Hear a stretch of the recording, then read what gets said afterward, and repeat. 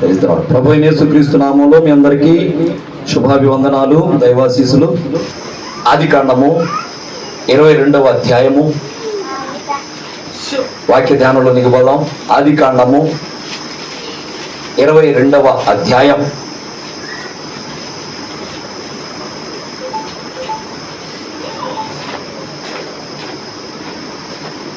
ఒకటి నుంచి చదువు. ఆ సంగతులు జరిగిన తరువాత ముందే జరిగినాయి అంట.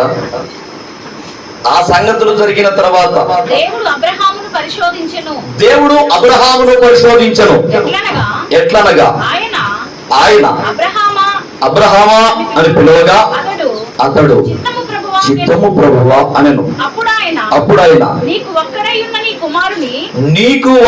ఉన్న నీ కుమారుని అనగా నీవు ప్రేమించు ఇస్సాకును తీసుకొని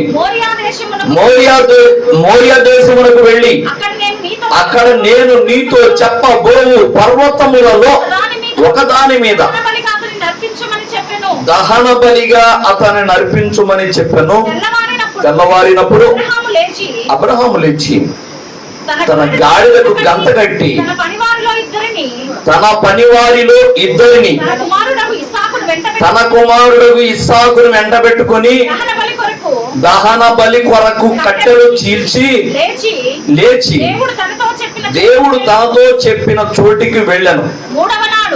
మూడవ నాడు అబ్రహాము కన్నులెత్తి దూరము నుండి ఆ చోటు చూచి తన పనివారితో మీరు గాడిదతో ఇక్కడనే ఉండుడి, నేను ఈ చిన్నవాడును అక్కడికి వెళ్ళి దేవునికి మొక్కి మరలా నీ యొద్దకు వచ్చేదమని చెప్పి దహన బలికి కట్టెలు తీసుకొని తన కుమారుడుకు ఇస్సాకు మీద పెట్టి తన చేతితో నిప్పును కత్తిని పట్టుకొని పోయెను. వారిద్దరూ కూడి వెళ్ళుచుండగా ఇస్సాకు తన తండ్రి అయిన అబ్రహాముతో నా తండ్రి అని పిలిచెను. అందుకు అతడు ఏమి నా కుమారుడా అనెను. అప్పుడు అతడు నిప్పును కట్టెలను ఉన్నవి గాని దహన బలికి గొర్రె పిల్ల ఏది అని అడుగగా అబ్రహాము నా కుమారుడా దేవుడే దహన బలికి గొర్రె పిల్లను చూచుకొనునని చెప్పాను. అలాగూ వారిద్దరు కూడి వెళ్ళి దేవుడు అతనితో చెప్పిన చోటికి వచ్చినప్పుడు అబ్రహాము అక్కడ బలిపీఠమును కట్టి కట్టెలు చక్కగా పేర్చి తన కుమారుడు ఇస్సాకును బంధించి ఆ పీఠము పైనున్న కట్టెల మీద ఉంచెను. అప్పుడు అబ్రహాము తన కుమారుని వధించుటకు తన చెయ్యి చాపి కత్తి పట్టుకొనగా యెహోవా దూత పరలోకము నుండి అబ్రహామా అబ్రహామా అని అతన్ని పిలిచెను. అందుకతడు చిత్తము ప్రభువా అనెను. అప్పుడు ఆయన ఆ చిన్నవాని మీద చెయ్యి వేయకము అతనినేమియు చెయ్యకము, నీకు ఒక్కడై ఉన్న నీ కుమారుని నాకియ్య వెనుక తీయ లేదు గనుక నీవు దేవునికి భయపడువాడు అని ఇందువలన నాకు కనబడుచున్నది అనెను. అప్పుడు అబ్రహాము కన్నులెత్తి చూడగా పొదలో కొమ్ములు తగులుకొని ఉన్న ఒక పొట్టేలు వెనక తట్టున కనబడను. అబ్రహాము వెళ్ళి ఆ పొట్టేలును పట్టుకొని తన కుమారునికి మారుగా పెట్టి దహన బలిగా అర్పించను. అబ్రహాము ఆ చోటికి యెహోవా ఈరే అని పేరు పెట్టాను. అందుచేత యెహోవా పర్వతము మీద చూచుకొనును అని నేటి వరకు చెప్పబడేను. యెహోవా దూత రెండవ మారు పరలోకం నుండి అబ్రహామును పిలిచిట్లను, నీకు ఒక్కడై అయ్యున్న నీ కుమారుని ఈయ వెనుక తీయక ఈ కార్యము చేసినందున నేను నిన్ను ఆశీర్వదించి ఆకాశ నక్షత్రముల వలె సముద్ర తీరమందరి ఇసుక వలె నీ సంతానమును నిశ్చయముగా విస్తరింపజేసేదను. నీ సంతతి వారు తమ శత్రువుల గవిని స్వాధీనపరుచుకుందురు.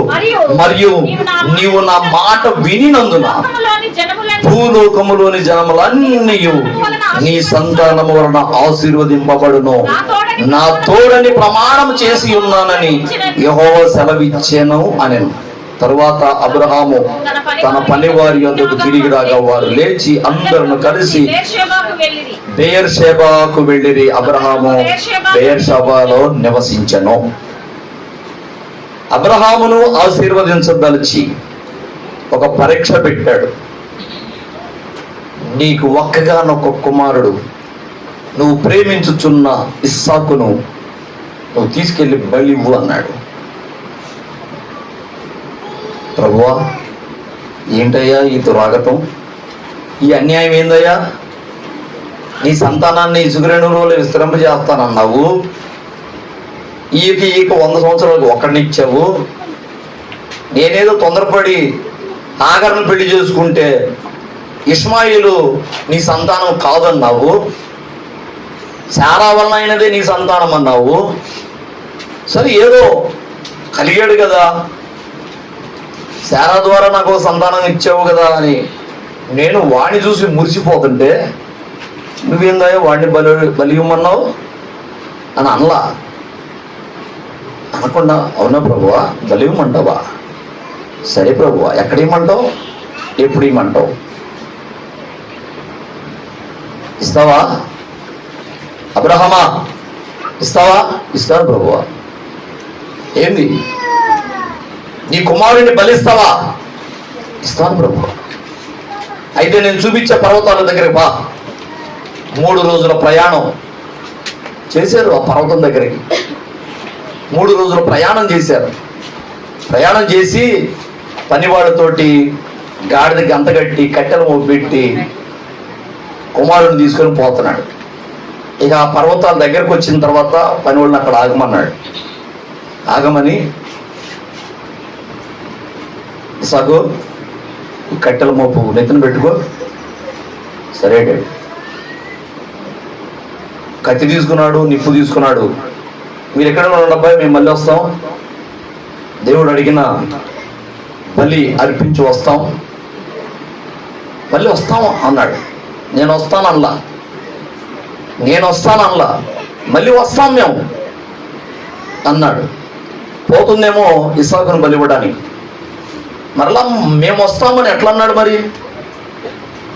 అంటే దేవుడు 100 సంవత్సరాల వయసులో పిల్లలు పుట్టడానికి అవకాశం ఆస్కారం లేదు. అలాంటి వయసులో కూడా దేవుడు నాకు ఒక కుమారుణ్ణి ఇచ్చాడు, మరలా ఇవ్వగలడు నాకు.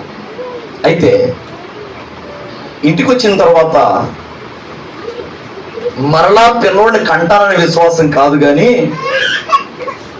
చనిపోయిన నా కుమారుణ్ణి దేవుడు బ్రతికించగలడు, అందుకని అన్నాడు మేము ఇద్దరం వస్తాము అని. కొండ మీదకు పోయి ఆడ ఇసాకును బలిచ్చి మళ్ళీ ఒక్కడే ఇంటికి వచ్చి మళ్ళా పిల్లోడిని కంటం కాదు. ఏ విశ్వాసం ఇది?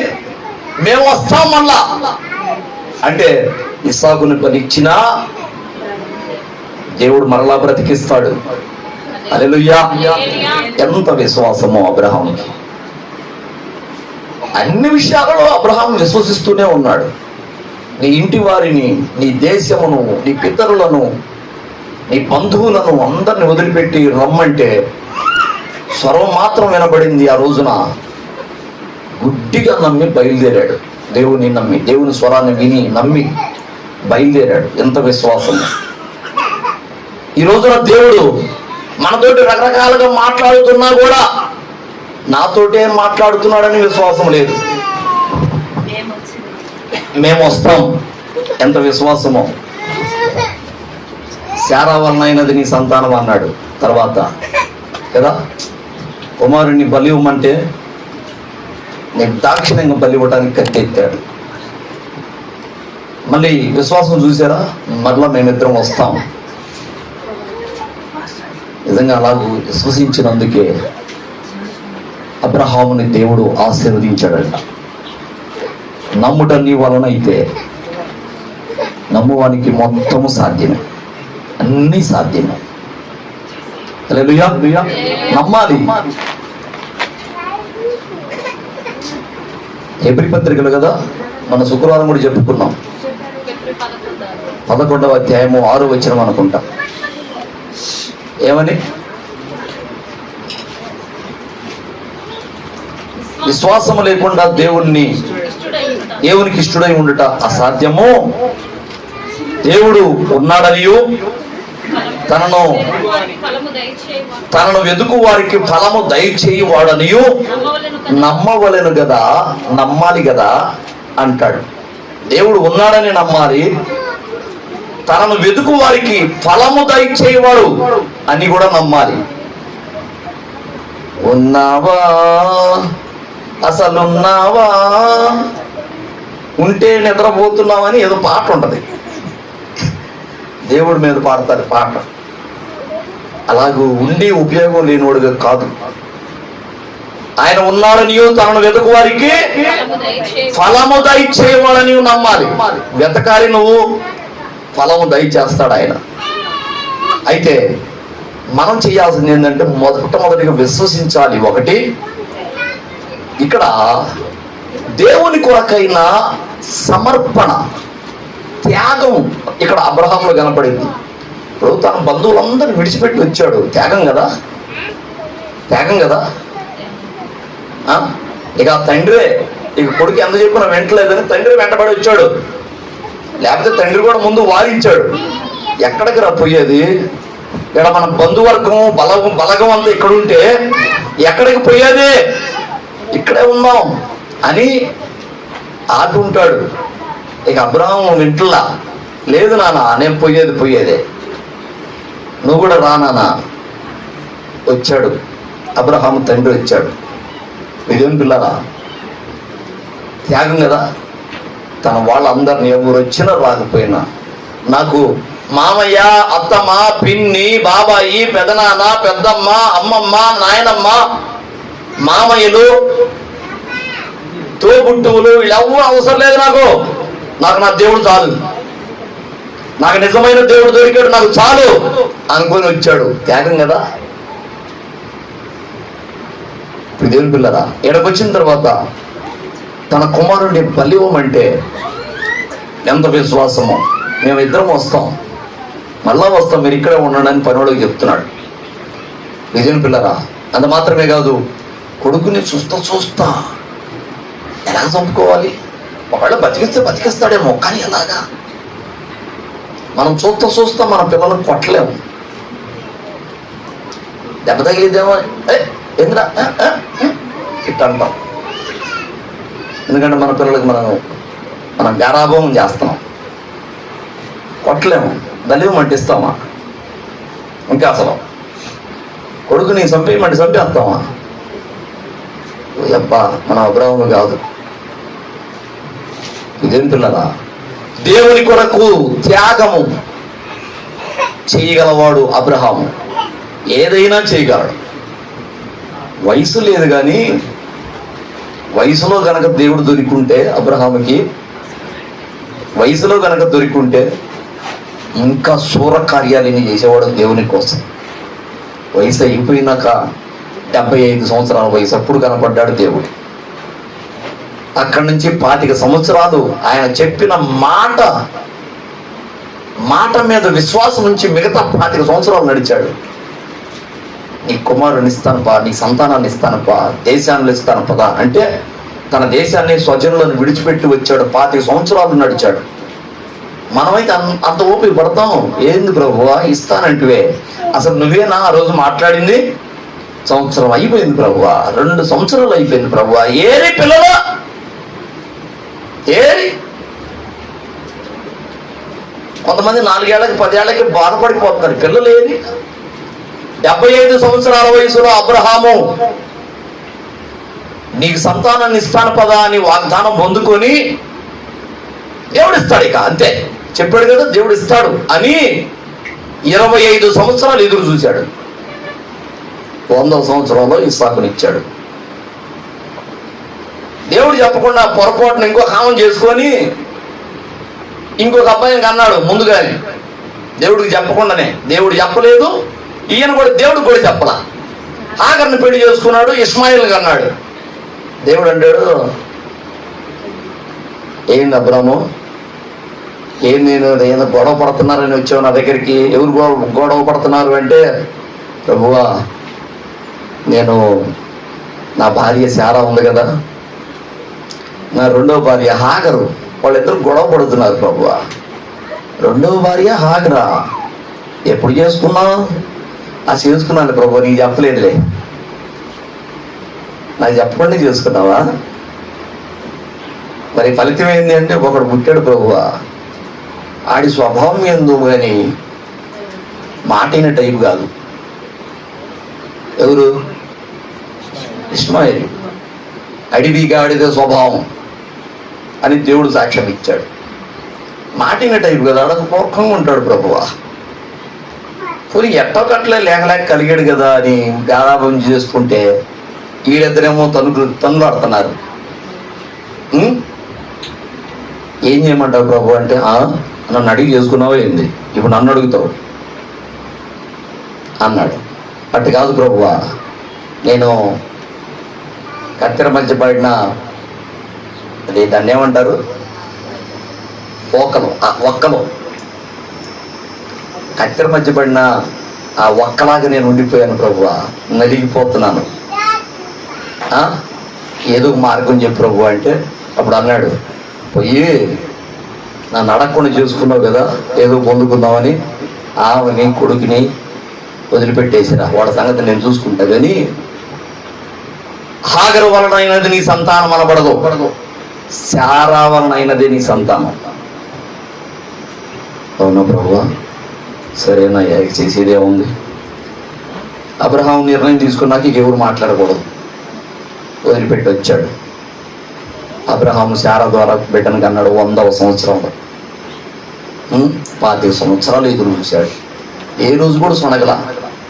ఏమి ప్రభువా ఇస్తానని ఎన్నాళ్ళ, మరి 25 సంవత్సరాలు ఇలేవా నువ్వు అంటే, నేను ఇస్తా, నీకెప్పుడు ఇస్తే క్షేమమో, నిన్నెప్పుడు ఆశీర్వదిస్తే నీకు మేలు కలుగుతుందో అప్పుడు ఇస్తా. ఎందుకని ప్రభువా ఇప్పుడే ఇవ్వచ్చుగా, ఇప్పుడు ఇస్తే నీ కళ్ళు నెత్తికెక్కుతాయేమో. నీకు డ్రైవింగ్ రాకుండా నీకు కారు ఇచ్చాడనుకో, ఏం చేస్తావు? ట్రై చేద్దామని చెప్పి ఆ ఎక్సలెంట్ మీద గట్టిగా తొక్కుతావు, పోయి యాక్సిడెంట్ చేస్తావు, నీ ప్రాణాల మీదకి వచ్చింది. ఎప్పుడు ఇస్తాను నేను నీ మరి కారు? నువ్వు ఈలోగా వీళ్ళ ద్వారా డ్రైవింగ్ నేర్చుకుంటావు, నేర్చుకున్న తర్వాత అప్పుడు ఇస్తాను నీకు సొంత కారు. అవునా ప్రభువా, అప్పుడు అనుకో నీకే ప్రమాదం జరగదు. ఇప్పుడు వచ్చిరా డ్రైవింగ్ తోటి, నీకు డ్రైవింగ్ రాదు, నువ్వు అర్హుడివి కాదు కారు నడపడానికి. ఇప్పుడు కారు ఇచ్చాను అనుకో, ఏం చేస్తావు? తెలియకుండానే యాక్సిడెంట్ దొరుకుతావు, వెళ్ళిపోద్ది, నీ ప్రాణమే పోవచ్చు. అందుకని ఇప్పుడు ఇవ్వను, తగిన కాలం అందిస్తా. అబ్రహాముకి 100వ సంవత్సరంలో ఇస్సాకుని ఇచ్చాడా? సరే ఏదో ఇచ్చాడులే అని చెప్పి గారాభంగా పెంచుకుంటున్నాడు. కాల్ చేయదు, గారాభంగా పెంచుకుంటున్నాడు, మురిసిపోతున్నాడు. ఎవరు అబ్రామా? ఎవరు? మనవడా, ముది మనవడా అంటున్నారు. ముది మనవడు కాదు, నా కొడుకు. ఏంది ఈ వయసులోనా? 100 ఏళ్ల వయసులో కొడుకు ఏంటంటే, మరి ఏందనగా నా దేవుడు ఇచ్చాడు, మురిసిపోతున్నాడు. ఈ కొడుకుని చూసుకోవటం, మురిసిపోవటం, వాడు తగ్గవుకుంటుంటే, వాడు పౌడర్ రాసుకుంటుంటే, వాడు మంచి బట్టలు వేసుకుంటుంటే, ఓ అబ్బ తెగ చూసుకుంటున్నాడు కొడుకు కలిగి, తెగ ప్రేమిస్తున్నాడు. దేవుడు పరీక్ష పెట్టదలుచుకున్నాడు, ఏమి తెగ చూసుకుంటున్నాడు కొడుకుని. అసలు కొడుకుని ఎక్కువ ప్రేమిస్తున్నాడా, నన్ను ఎక్కువ ప్రేమిస్తున్నాడో చూద్దాం అనుకొని, అబ్రహామా నీ కొడుకుని బలి అన్నాడు. అనగానే లెక్క ప్రకారం అయితే గుండె అడుగు జారిపోయి ఉంటుంది కానీ కడుపులోకి, కానీ బయటపడకుండా ప్రభువా అవునా నిజమేనా, పద సరే ఇస్తాను ప్రభు. 100 ఏళ్ల వయసులో ఇచ్చినోడు మళ్ళీ వాడిని బ్రతికించలేవు, బ్రతికిస్తావు, నాకు విశ్వాసం ఉంది, పద ఇస్తా. అయినా బండికి పడి కొడుకుని తీసుకొని పోయాడు. చూడండి, ఆస్తి ఇవ్వమని లేదు, తనకు కలిగిన పశువుల్ని ఇవ్వమని లేదు, ఏకంగా కడుపును పుట్టిన కొడుకుని అడిగాడు. అయితే దేవుడు అన్యాయస్తుడు కాడు కానీ, అన్యాయం చేయడు కానీ ఆ విశ్వాసం అబ్రహాముకు ఉంది కాబట్టి ఇస్తాను ప్రభువా, నాకేమి, నేను గొడ్రాలిని అని నా భార్యకి నిందను తీసేసావు, అబ్రహాము పిల్లలు లేనోడు అని నిందను తీసేసావు, ఇప్పుడు పిల్లోడు పుట్టి చనిపోతాడు మహా అయితే, ఒకవేళ మళ్ళా ఇవ్వగలవు, ఎందుకంటే నువ్వు మాట ఇచ్చి తప్పేవాడు కాదు కాబట్టి నాకు మరలా సంతానం ఇవ్వగలవు, నాకుంది విశ్వాసం, ఇస్తాను ప్రభువా, బలిస్తాను ప్రభు అని బయలుదేరి అన్ని కట్టెలు పేర్చి కొడుక్కి కాళ్ళు చేతులు కట్టి కొడుకు పెట్టాడు. అవుతున్నా కట్టెల మీద కత్తి ఎత్తాడు, చెయ్యట చాచాడు. అబ్రహాము ఆగో చెయ్యి మాకు చిన్నవాని మీద, ప్రభువా బలిపీఠం కట్టి ఉన్నాను, ఇప్పుడు ఆగమంటే బలిపీఠం కట్టిన తర్వాత బలి ఇవ్వకుండా ఆగకూడదు కదా, బలిపీఠం కట్టిన తర్వాత బలి ఇవ్వకుండా ఆగకూడదు కదా అంటే, మరేం పర్వాలేదు, అది అక్కడ చూడు పొట్టేలు ఉంది, దాని దగ్గరికి వచ్చి బలి ఇవ్వు మాకు అన్నాడు. ఎవరిని? కుమారుడు. ఎందుకని ప్రభు అంటే, నువ్వు నన్ను ప్రేమిస్తున్నావో లేదో నీకు పరీక్ష పెట్టాను, కానీ నా కోసం నీ కుమారుడిని బలి ఇవ్వటానికి వెనుక తీయలేదు కనుక నేను నీకు ఆశీర్వదిస్తాను, పదా బా ఇంటికి బా, నిన్ను ఆశీర్వదిస్తాను పదా. ఎట్లాగా ఆశీర్వదిస్తాను అంటే, నీ సంతానం ద్వారా ఈ భూమి మీద జనములు ఆశీర్వదింపబడతారు. నీ సంతానం ద్వారా భూమి మీద జనములు ఆశీర్వదింపబడతారు. నీ సంతానం ఎలా ఉంటుంది తెలుసా? ఇసుక రేణువుల వలె. ఆకాశంలో నక్షత్రాలు ఒకప్పుడు చెప్పాడు, ఇసుక రేణువుల వలె నువ్వు లెక్కించలేనంత సంతానాన్ని నీకు కలుగు చేస్తాను పదా. దేవుడికి పొంగిపోయాడు. దేవుని పిల్లరా, మనము దేవుని కోసం దేవుడు అడిగింది ఏదైనా కానీ ఇచ్చేవాళ్ళంగా ఉండాలి. దేవుడు అడిగింది, ఒక్కొక్కరిని అబ్రహామును అడిగినట్టుగా కొడుకును అడుగుతాడు, ఒక్కొక్కరిని ఇంకొకటి అడుగుతాడు, ఒక్కొక్కరిని ఆస్తులు అడగవచ్చు, కొడుకుల్ని బలి ఇచ్చే అవకాశం అందరికి రాకపోవచ్చు, ఆస్తులు అడగవచ్చు. అది మా అపోస్తుల కాలంలో అపోస్తుల ద్వారా ఆదిమ సంఘంలో దేవుడు అడిగింది ఏం తెలుసా? మీలో చిన్న పెద్ద, ధనిక పేద తారతమ్యం లేకుండా ఉండనట్లుగా స్థిర చర ఆస్తులు అన్ని అమ్మేసి తీసుకొచ్చి మందిరంలో పడేయండి, అందరూ సమానంగా అనుభవించండి. ఇక్కడ ఎవడు పేద ఉండకూడదు, ఎవడు ధనికుడు ఉండకూడదు. ఒకవేళ మీకు ఇంటి దగ్గర ఏమైనా అవసరాలు ఉన్నాయా, ఇదే తీసుకొని పోండి, మీ అవసరానికి సరిపడా తీసుకొని పోండి, ఇది మీ కొరకే. ఒకడేమో సుఖభోగాలు అనుభవించడం, ఒకడేమో ఆకలితోటి అల్లాడిపోవటం. ఇలాగ సంఘంలో ఉండకూడదు. సంఘం అంతా ఒక కుటుంబం లాగా, అన్నదమ్ముల్లాగా ఒక కుండలోది అందరూ తిన్నట్లుగా అలాగ సమానత్వం ఉండాలి అని ఆ రోజున చెప్తే చాలా మంది వాళ్ళ స్థిర చర ఆస్తులు అమ్మేసి ఇక్కడ పెట్టేశారు అపోస్తుల పాదాల దగ్గర. తెలుసా మీకు? అపోస్తుల పాదాల దగ్గర పెట్టేశారు. అప్పటి కాలంలో ఆస్తులు అమ్ముతారో లేదా చూశాడు. ఎవరెవరైతే ఆస్తులు అమ్మి దేవుని పాదాల దగ్గరికి పెట్టారో వాళ్ళకి దేవుడు నిత్య జీవం ఇచ్చుంటాడా లేదా? ఇచ్చుంటాడా లేదా? ఏమైనా డౌటా? పిసినారితనం చూపించిన అననీయ సత్పీరాలు మాత్రం డౌటే. ఎందుకంటే ఆ రోజున వాళ్ళు అమ్మిన వెల మొత్తం తీసుకురాకుండా కొంత దాచుకొని మరి కొంత తీసుకొచ్చి ఇచ్చారు. ఇంతకే అమ్మేసామని అబద్ధం పలికారు. పరిశుద్ధాత్మను మీరు ఎందుకు మోసగించారు అని పేతురు అడిగినప్పుడు వాళ్ళ గుండె ఆగిపోయింది. ఆయన తర్వాత ఆయన భార్య వచ్చింది, సేమ్ టు సేమ్, ఆమె కూడా అదే అబద్ధం. ఎందుకమ్మా ఇద్దరు కూడబలుకొని ఈ విధంగా అబద్ధం చెప్పారు? లేదు, యథార్థంగా అయ్యగారు మేము ఇంతకు అమ్మాం కానీ ఎంత ఇవ్వదలుచుకున్నాం, మాకు అవసరాలు ఉన్నాయి అయ్యగారు, అందుకని కొంత ఉంచుకున్నాం, కొంత ఇచ్చామని కనీసం నిజాయితీగా ఆ దాచుకున్న విషయాన్నైనా కొంత ఉంచుకున్న విషయాన్నైనా నిజాయితీగా చెప్పుకుండాల్సింది.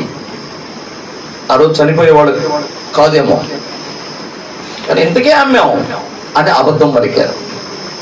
ఇదేం పిల్లరా, ఒకవేళ దేవుడు అబ్రహామును అడిగినట్టుగా నిన్ను అడిగితే నీ కుమారుణ్ణి, నీకు కలిగిన వాళ్ళని, కుమార్తెనైనా కానీ, న్యాయాధిపతుల గ్రంథంకి వస్తే న్యాయాధిపతుల గ్రంథంలో యొప్తా తన కుమార్తెను బలివ్వడానికి సిద్ధపడతాడు. న్యాయాధిపతుల గ్రంథము 11వ అధ్యాయము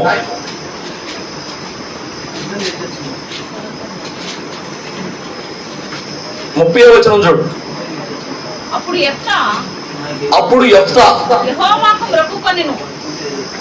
యెహోవాకు మొక్కుకొనెను, ఎట్లనగా నీవు నా చేతికి అమ్మోనీయులను నిశ్చయముగా అప్పగించిన ఎడల నేను అమ్మోనీయుల యొద్ద నుండి క్షేమముగా తిరిగి వచ్చినప్పుడు నన్ను ఎదుర్కొనుటకు నా ఇంటి ద్వారము నుండి బయలుదేరి నాకు ఏది ఎదురుపడిద్దో అది యెహోవాకు ప్రతిష్ఠిత మరియు దహన బలిగా దానిని అర్పించదనని అనెను. అప్పుడు యెఫ్తా అమ్మోనీయులతో యుద్ధము చేయుటకు వారి యొద్దకు సాగిపోయినప్పుడు యెహోవా అతని చేతికి వారిని అప్పగించను గనుక అతడు వారిని అనగా అరోయేరు మొదలుకొని మిన్నీతుకు వచ్చు వరకు అబేల్కే రామీము వరకును 20 పట్టణముల వారిని విశేషముగా హతము చేసెను. 20 పట్టణాల జనాంగాన్ని విశేషంగా హతము చేసెను. అట్లు అమ్మోనీయులు ఇశ్రాయేలీయుల ఎదుట నిలవకుండా అణిచివేయబడిరి. నేను చదువుతానుండమ్మా, డబ్బులు ఎందుకులే కానీ. యెఫ్తా మిస్పాలోనున్న తన ఇంటికి వచ్చినప్పుడు అతని కుమార్తె తంబురతోనూ నాట్యముతోనూ బయలుదేరి అతన్ని ఎదుర్కొనెను. ఆమె గాక అతనికి మగ సంతానమే గాని ఆడ సంతానమే గాని లేదు. కాబట్టి అతడు ఆమెను చూచి తన బట్టలు చింపుకొని, అయ్యో నా కుమారి, నీవు నన్ను బహుగా కృంగజేసితివి, నీవు నన్ను తల్లడింప చేయు వారిలో ఒకటివై ఉన్నావు. నేను యెహోవాకు మాట ఇచ్చున్నాను గనక వెనుక తీయలేనగా ఆమె, నా తండ్రి, యెహోవాకు మాట ఇచ్చి ఉంటివా? నీ నోటి నుండి బయలుదేరిన మాట చొప్పున నాకు చేయుము. యెహోవా నీ శత్రువులైన అమ్మోనీయుల మీదగా పగ తీర్చుకొని ఉన్నాడని అతనితో అనెను. మరియు ఆమె, నా కొరకు చేయవలసినది ఏదనగా 2 నెలల వరకు నన్ను విడువుము, నేను నా చెలికత్తెలను పోయి కొండల మీద ఉండి నా కన్యాత్వమును గురించి ప్రలాపించేదనని తండ్రితో చెప్పగా అతడు పొమ్మని చెప్పి 2 నెలల వరకు ఆమెను పోనిచ్చిన గనక ఆమె తన చెలికత్తెలతో కూడా పోయి కొండల మీద తన కన్యాత్వమును గురించి ప్రలాపించను. ఆ 2 నెలల అంతమున ఆమె తన తండ్రి యొద్దకు తిరిగి రాగా అతడు తాను మొక్కుకొనిన మొక్కుబడి చొప్పున ఆమెకు చేసెను. ఆమె పురుషుని ఎరగనే లేదు. ప్రతి సంవత్సరమున ఇశ్రాయేలీయుల కుమార్తెలు 4 దినములు గిలాదు దేశస్థుడైన యెఫ్తా కుమార్తెను ప్రసిద్ధి చేయుట కద్దు. అంటే ప్రసిద్ధి చేయటం అలవాటైపోయింది. జ్ఞాపకం చేసుకోవటం. ఏం చేశాడు అంటే, నేను అమోరీల మీదకి యుద్ధానికి పోతున్నాను, నువ్వు గనక అమోరీలను నాకు అప్పగిస్తే, దేవా నేను విజయోత్సవంతో నేను తిరిగి వచ్చేటప్పుడు నా ఇంటి ద్వారము నుండి నాకు ఏది ఎదురైద్దో దాన్ని నీకు అర్పిస్తాను అన్నాడు. పోయాడు. 20 పట్టణాల వారిని హతము చేసి విజయోత్సవంతో తండ్రి తిరిగి వస్తున్నాడు. పాపం ఈ అమ్మాయికి తెలియదు, యవనస్తురాలు, పెళ్లికి సిద్ధంగా ఉన్నది, యవనస్తురాలు. మా డాడీ విజయోత్సవంతో వస్తున్నాడు అని చెప్పేసి బ్యాండ్ మేళంతో ఎదురుపోయింది. ఎదురుపోతే ఎవరు వస్తున్నారని చూస్తే కుమార్తె. అయ్యో, నా ద్వారం నుండి ఏది బయటకు వచ్చునో దాన్ని ప్రభువుకి అర్పిస్తానని చెప్పుకుంటూనే, అమ్మా ఎందుకు ఇలాగ చేసావు, నువ్వు ఎందుకు వచ్చావు అమ్మా అన్నాడు. ఏమైంది డాడీ, ఏమైంది డాడీ అంటే, నేను ఇలాగ మొక్కుకున్నానమ్మా దేవునికి, నా ఇంటి ద్వారం నుండి ఏది ఎదురయ్యిద్దో దాన్ని ప్రభువుకి ఇస్తానని మొక్కుకున్నాను. అవునా, సరే కానీ డాడీ అలాగే చెయ్యి, మాట తప్పొద్దు. దేవుని ఎదుట మాట ఇచ్చిన తర్వాత మాట తప్పొద్దు డాడీ, అలాగే చెయ్యి అన్నది. అయితే నాకు ఒక 2 నెలలు గడువు, నేను ప్రలాపించాలి. నా చెలికత్తెలతోటి, నా స్నేహితురాలతోటి నేను 2 నెలలు ప్రార్థనలో ఉంటాను. ప్రలాపిస్తాను అంటే ఏడుస్తాను, ప్రార్థిస్తాను, మొర్ర పెడతాను అని అర్థం. ప్రలాపిస్తాను, 2 నెలలు నాకు గడువు, కొండల మీదకి వెళ్ళి నేను 2 నెలల తర్వాత వస్తాను అని. సరే వెళ్ళమ్మా అన్నాడు. పొయ్యి వచ్చింది 2 నెలల తర్వాత. తాను మొక్కుకునే చొప్పున అలాగ చేశాను అన్నాడు. అంటే ఇప్పుడు తన కుమార్తెను బలిచ్చాడా? అవునా, ప్రతిష్ఠించెను, ప్రతిష్ఠ చేశాడు. ఈమె నా కుమార్తె, ఇక నుంచి నా కుమార్తె కాదు, దేవుని కుమార్తె. ఆమెగా దేవుని పరిచర్యలో నిమగ్నమైపోయింది. దేవునికి అర్పిస్తున్నా అని ఆ రోజున యొప్త తన కుమార్తెను దేవుని మందిరంలో పరిచర్య చేయడానికి అప్పగించాడు. బలిబల ఇట్లా కూడా దేవునికి అర్పించినట్టే. దేవుడు నరబలిని కోరేవాడు కాడు, పరీక్ష పెడతాడే కానీ మనుషులను చంపితే ఆయనకి ఏమొచ్చింది? సంతోషిస్తాడా? కాబట్టి ఆయన మనకి పరీక్ష పెడతాడు. కుమారుని అడిగితే కుమారుని ఇచ్చేవాళ్ళంగా ఉండాలి, కుమార్తెను అడిగితే కుమార్తెను ఇచ్చేవాళ్ళంగా ఉండాలి. ఒకవేళ నీ కుమారుణ్ణి దేవుని కోసం ప్రతిష్ఠ చెయ్యగలవా? దేవునికి ఇవ్వగలవా? అబ్రహాము తన కుమారుడైన ఇస్సాకును బలి ఇవ్వడానికే సిద్ధమయ్యాడు. ఈరోజు బలి ఇవ్వాల్సిన పని లేదు, కానీ దేవుని కోసం, నువ్వు దేవుని పరిచయం చేయడం కోసం నీ కుమారుడిని ఇవ్వగలవా? వామ్మో పాస్టర్ గారు, మేము మా కొడుకు మీద చాలా ఆశలు పెట్టుకొని ఉన్నాం. మేము మా కొడుకు పెద్ద ఉద్యోగం చేయాలి, వాడు మమ్మల్ని బాగా చూసుకోవాలి, మేము వృద్ధాప్యంలోకి వచ్చిన తర్వాత మాకు ఎటువంటి బాధ లేకుండా మమ్మల్ని పసిపిల్లలు చూసుకున్నట్టుగా మా కొడుకు మమ్మల్ని చూసుకోవాలి. అందుకని కదా మా కొడుకులను కని మేము వాళ్ళకి ఎంత తిండి పెట్టి, బట్టలు కొని, వాళ్ళకి బుక్స్ కొని, చదువులు చెప్పించి, ఫీజులు కట్టి ఇంతంత పెట్టుబడి పెడుతుంది. దేనికి? మేము వృద్ధాప్యానికి వచ్చిన తర్వాత మా పిల్లలు మమ్మల్ని చూసుకుంటారు. కానీ దేవునికి అర్పిస్తే మమ్మల్ని చూసేవాళ్ళు ఎవరు అని అనుకుంటున్నారా? దేవుడు మిమ్మల్ని పరీక్షిస్తున్నాడు. అబ్రహామును పరీక్షించినట్లుగా మిమ్మల్ని పరీక్షిస్తున్నాడు. ఇస్తారా నా కోసం? ప్రియదేవుని పిల్లరా, నేను నా పెద్ద కుమారుడు పండు పుట్టక మునిపే నా నిర్ణయం, ప్రభువా మొట్టమొదటి నాకు మగబిడ్డని ఇస్తే నీకే, నీ పరిచర్య, వాడికి తెలుసో లేదో కానీ పాస్టమ్మకి తెలుసు, నీకు ఇస్తాం ప్రభువా, నీ పరిచర్యకి ఇస్తాం, నీ పరిచర్యకి ఇస్తాం ప్రభువా. కానీ అనుకోకుండా 2 కుమారులు కూడా పరిచర్యకే వచ్చారు. హల్లెలూయా. 2 కొడుకులు. అంటే నేను తెలిసి తెలియని వయసులో పిల్లోడిని కనక మునిపే నేను దేవుడికి నేను ఇస్తాను ప్రభువా అని నేను చేసిన ప్రతిష్ట, ఆ ప్రమాణం దేవుడికి నచ్చిందేమో.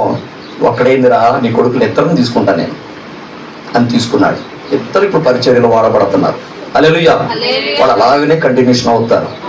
ఒకవేళ వాళ్ళకు ఉద్యోగాలు వచ్చినా దేవుని పరిచర్యను మర్చిపోని వాళ్ళుగా ఉండేటట్లు ప్రార్థనలు జ్ఞాపకం చేసుకోండి. ఎప్పుడు దేవుణ్ణి విడిచిపెట్టకూడదు. వాళ్ళకి ఉద్యోగాలు రాని, పెళ్ళిళ్ళు కానీ, పిల్లలు పుట్టని, దేవుని మాత్రం విడిచిపెట్టదు. దేవుని పరిచర్యలో ఉండాలి. దేవుడు ఒకళ్ళకి ఇద్దరిని తీసుకున్నాడు. ఇప్పుడు వాళ్ళు పెద్దోళ్ళు అయిపోయి వాళ్ళు ఒకవేళ వేరు వేరు ప్రాంతాల్లో పరిచర్యలు చేస్తూ దూర ప్రాంతాలకు వెళ్ళిపోతారేమో. మరి మా పరిస్థితి, మమ్మల్ని ఎవరు చూసుకోవాలి? మేము దేవునికి ఇచ్చేసాము. దేవుని పరిచర్యలు కూడా లీనమైపోతారు, బిజీ అయిపోతారు. మా పెదనాన్న కొడుకు ఓసన్న మినిస్ట్రీలో పాస్టర్, ఇప్పుడు నెల్లూరు ప్రాంతంలో ఉన్నాడు అనుకుంటున్నా. మా పెదనాన్న కొడుకు గణపవరంలో మా పెదనాన్న కొడుకు. కానీ తండ్రి చనిపోతే, తల్లి చనిపోతే రాలేని పరిస్థితి. సేవకుడు ఆయన. ఎవరు? మా పెదనాన్న కాదు, పెదనాన్న కొడుకు సేవకుడు ఓసన్న మినిస్ట్రీలో. కానీ తల్లి చనిపోయినప్పుడు రాలేకపోయాడు, తండ్రి చనిపోయినప్పుడు రాలేకపోయాడు. ఏందో నాకు అర్థం కాలేదు. ఏంది సేవ అంటే? మరి తల్లి తండ్రి చనిపోతే కూడా రాకూడదా? ఒకవేళ కూడికలు ఉంటాయి అనుకో, ఆదివారమే వచ్చిందనుకో, శుక్రవారం వచ్చిందనుకో, నియామక కూటాలు ఉన్నాయి అనుకో, మరి తండ్రి చనిపోయాడంటే ఓ రాలేనంత అమెరికాలో లేదు, అమెరికా అంత దూరంలో లేడుగా. ఆ నుంచి రావడానికి 24 గంటలు పట్టిద్ది, 3 రోజులు పట్టిద్ది అనుకోవడానికి. ఆంధ్రాలోనే ఉన్నాడు. ఎంతసేపు రావాలి? ఎంత బిజీ షెడ్యూల్. కనీసం తండ్రి చివరి రోజుల్లో చివరి చూపులను చూసుకోరా, రాలేకపోయాడు. నాకు బాధేసింది. మరి ఇట్లాగా చేయాలా? తల్లి తండ్రి వాళ్ళు ఇబ్బందులు పడుతున్నప్పుడు పట్టించుకున్నాడో లేదో తెలియదు, కానీ కనీసం చనిపోయినప్పుడు చూడటానికి కూడా రావద్దా? ఒకవేళ కొడుకు నుండి ఎవరో వాళ్ళకి అప్పచెప్పని రావచ్చు. అయ్యా ఈరోజు ఈ కొడుకు నువ్వు చూసుకోయా సహోదరుడా, నేను పోయి వస్తాను, మరి నా తండ్రి చనిపోయింది, నా తండ్రి చనిపోయాడు అని రావచ్చు కదా. నాకు ఆ రోజున బాధేసింది. తల్లి తండ్రి చనిపోతే కూడా రాలేనంత పరిచర్య దేవుడు చేయమన్నాడా? అసలు నీ తండ్రి, వృద్ధాప్యంలో ఉన్న నీ తండ్రి ఏదైనా, ఇదిగో నా కుమారుడా అది నాకు ఇవ్వురా, నేను సంతోషంగా తింటాను అంటే అది దేవార్పితము అని అనవద్దు అన్నాడు. అది దేవుడికి ఇచ్చేదే. ఏంది నువ్వు అడుగుతావేంది అని తండ్రిని అనవద్దు, ఇచ్చేసాయి. ఒక పొట్టేలు పిల్ల ఉంది నీ దగ్గర. పొట్టేలు పిల్లని ఇది దేవుడికి ఇవ్వాలనుకున్నావు, దేవుడికి బలి ఇవ్వాలనుకున్నావు, మందిరంలో కానుకగా ఇవ్వాలనుకున్నావు, అది తిరుగుతూ ఉంది నీ ఇంటి ముందు.